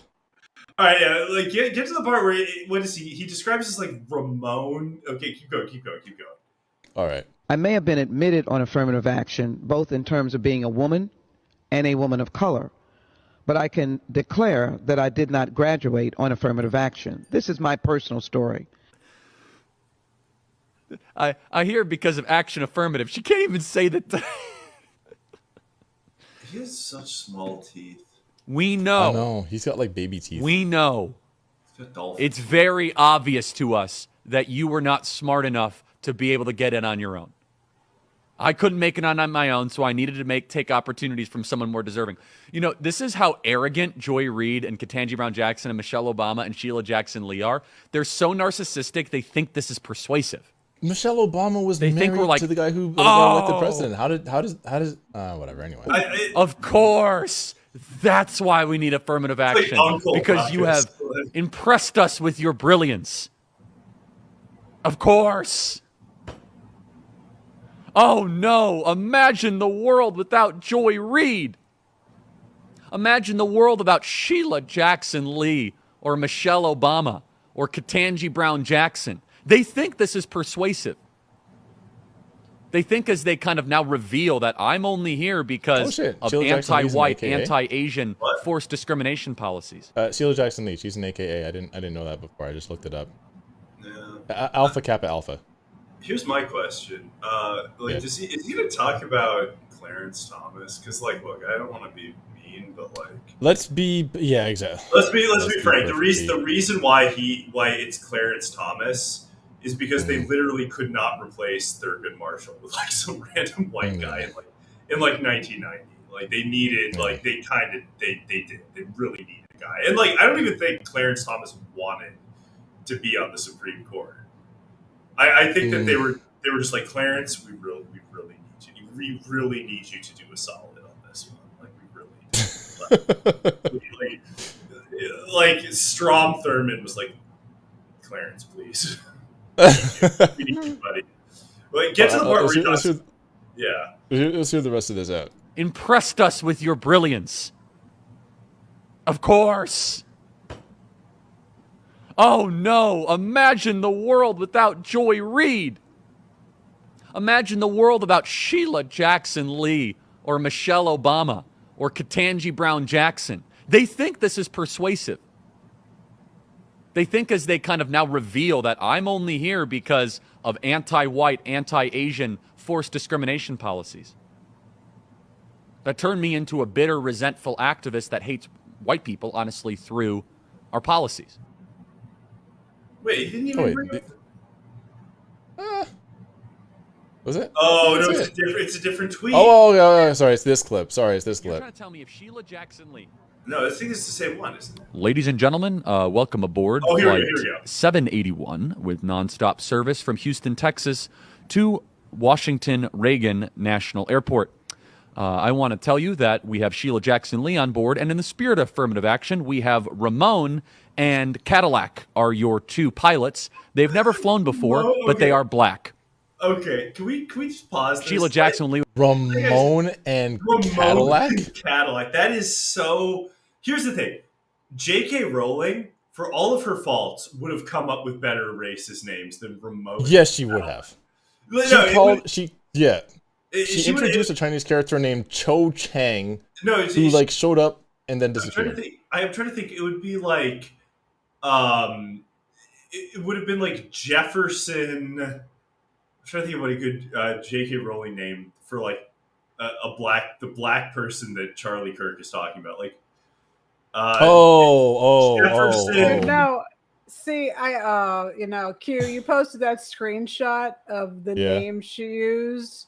I did not ever see it before, and I immediately noticed that she cut off the O and the goo in Ouagadougou to come up with that name. Exactly. She saw. I was just like, she looked at a map of Africa. I was like, that's all she did. Saw a funny looking name, saw Wagu Dagu, and then she just like took off a syllable. Yeah. Mm-hmm. Yeah. That's the difference between the British dullard and the American dullard. The American dullard proudly plants his flag on being an idiot. Like, it's like, I need to think of 2 black people's names. How about like and Cadillac? I'm sorry, but those sound like stereotypical Latino names, not stereotypical black names. Cadillac That's the other part that doesn't make any name. sense. It's just like you're just being racist. It's like It's like something from a 90s, like straight to video release movie about like gangs in Los Angeles and 2 characters named Ramon and Cadillac. That's what it sounds like. Yeah. It's like in that show Weeds where they had that drug dealer character. What was the guy's name that played him? But anyway, yeah, the drug dealer character, and his name was U-Turn in the show, and I'm like, man, like a black drug dealer's not gonna be named U-Turn. What the fuck is wrong with y'all? I will say, I accidentally cut myself shaving before the show just because I was giggling at. I know it's not good to laugh at your own jokes, but like a black nerd and have him named Bazinga Williams. Sorry, man. But yeah, that's the American. No. So like, yeah, if there was like a head of an American wizarding school, Rory, like to your points earlier, like the Dumbledore character in like I don't know, like the American Hogwarts, whatever they call that, the black wizard would have been like Jefferson Freeman. Yeah, Jefferson Eagleton or something like that. No, it would have been Freeman. Yeah. Yeah, Jefferson Freeman. That's a good one.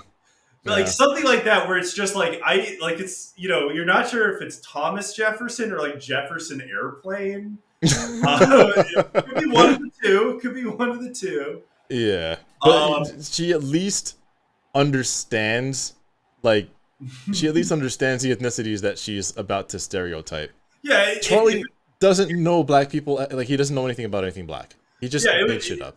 They would like he would have just called him like Gollywog Jones if it was like if it was Charlie Kirk writing the book. Like, it would have been something just blatantly racist.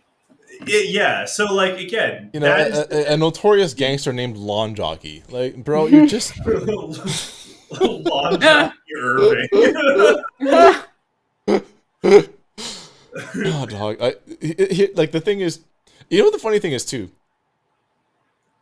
I shouldn't be telling her secrets like this, but like, black people will have some degree of respect for you if your racism is actually funny. Like, if you know black people well enough to say something racist that hits, but if it lands, you might get a small pass for it. It'd be like, you're a fucking racist. Yeah, you're skating. It was like, what was it? There was that comedy show where they had Rogan on. And it was like an Asian guy that was just. Oh my god! Yeah. Oh my god! I saw that clip. Video of that, but it was just like, that was rough. This guy is just like.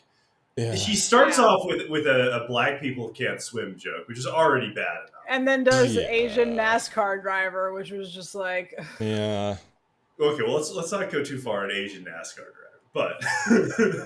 No, but like, yeah, and then he's just like, he just doubles down. I forget, he doubled down on something really stupid.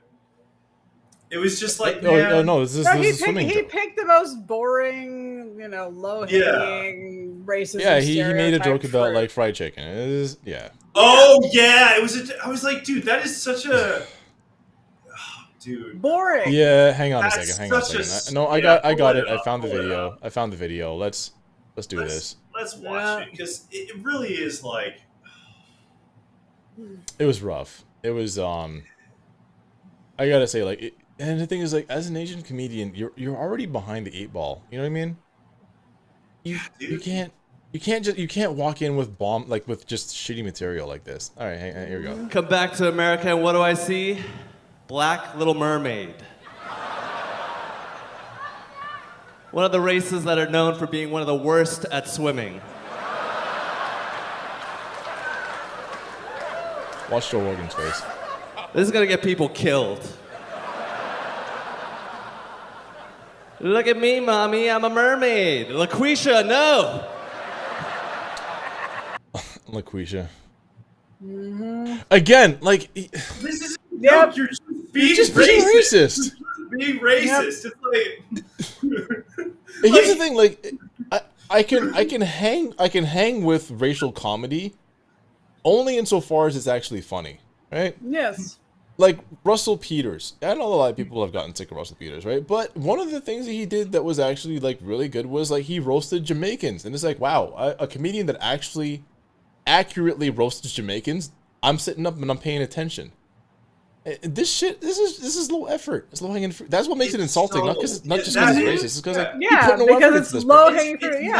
It's not a joke. It's just like It's just being straight racist. Yeah, like you could. Okay, I'm trying to think of It's not funny. what a good racist Little Mermaid joke. Like, Are you gonna try and come up with a good non-racist Little Mermaid joke right now? Well, why don't you I'll think of cook it on while this we one. finish the video? Yeah, finish Just the video. Chew on Okay. it for a moment. Chew on that for a bit because I don't want you to get canceled too. All right.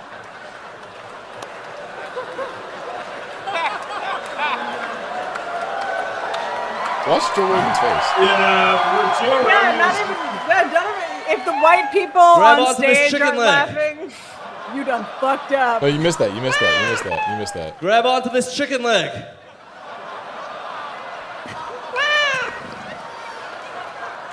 What's next? A movie about an Asian NASCAR driver? Talladega Nights? Thank you. Buddy, like, He even did the R for the L, like come yeah, on, yeah. man. It's low so sad. That's It's so really low effort. pitiful. That's really Low low effort. effort. No, it is like Embarrassing. again, it's Tom Segura, like Joe Rogan was like, "What the fuck?" Tom Segura, he actually looked mad. Thompson. Like Yeah, he was it's just like, not a, yeah, like, like it's he not looked a like this is joke. bullshit. This Yeah. is like people should not be laughing. Like this is like it's not a good joke. I'm sorry. It's look, I would be the last one to cancel somebody for making racist jokes. Absolutely. I'm the last one to do that. But it actually has to be a joke, right? It actually has to be like that. It You're has just to be like funny. you're just listing off stereotypes. I will say this. Yeah. This is why all those like shitty podcasts that showed up after Cumtown and Chapo failed. Especially after Cumtown, because they didn't understand, like, no, just listing off a series of racial stereotypes is not funny. Here's what, and Tom Segura knows how to do this too, right? There's a special skill to it, which is you make them say the racist thing inside their head, and then you pull the rug out from underneath them. That's it. That's all there is to it. Yeah, that was like my Malcolm Nance joke when he's in like, because he's in like Ukraine. I told you about Malcolm Nance.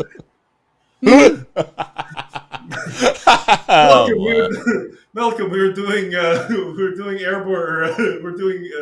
Never mind. Anyway, regardless, sidebar. Yeah. But yeah, that's the thing. Like, you actually have to have a joke. It can't just be racism. Like that. That's not funny. Like, yeah, no. Both Tom Segura and Joe. It's the same with sexism. You got to be clever with it. You can't just be straight sexist. Yeah, you can't just be like, let me tell you a little bit about these whores. Let me tell you about Let me tell you about these Sit miserable sit down for a sluts. second, okay? I mean, I'm gonna that's push you why- up on game, okay? These bitches. Anthony Cumia is sitting next to Tom Segura, which is not. Joe I mean, Rogan's that's why none of the Tradcath, counts that like return, make women wives again accounts are not funny because their sexism is just it's flat. why women posting their L's is such a piece of shit. Yeah. Yeah, exactly. That dude is really fucking annoying. He's so annoying, dude. He looks like Just like he has like when you look that weird, but whatever. You look like a man. man. You have like a mandrake root haircut, dude. Like you can't be talking. Oh, like that Jai orbiter. Oh, yeah. The one I This is said. he looked actually like- he actually the one, looks yeah. the one I said who looked like a Grinch and a Who from Whoville practice miscegenation. Yeah. That lady. Yeah, no, he's worse. He's worse than her. Like he actually Really? Yeah. he like He's legit, very weird looking. He legit looks Wow. like if you've ever seen Futurama, like the old woman that runs the company, like the grandma lady. You know, Never are you watched guys Futurama. Okay, cool. No, he looks. You can look Sorry. him up. He looks like ass.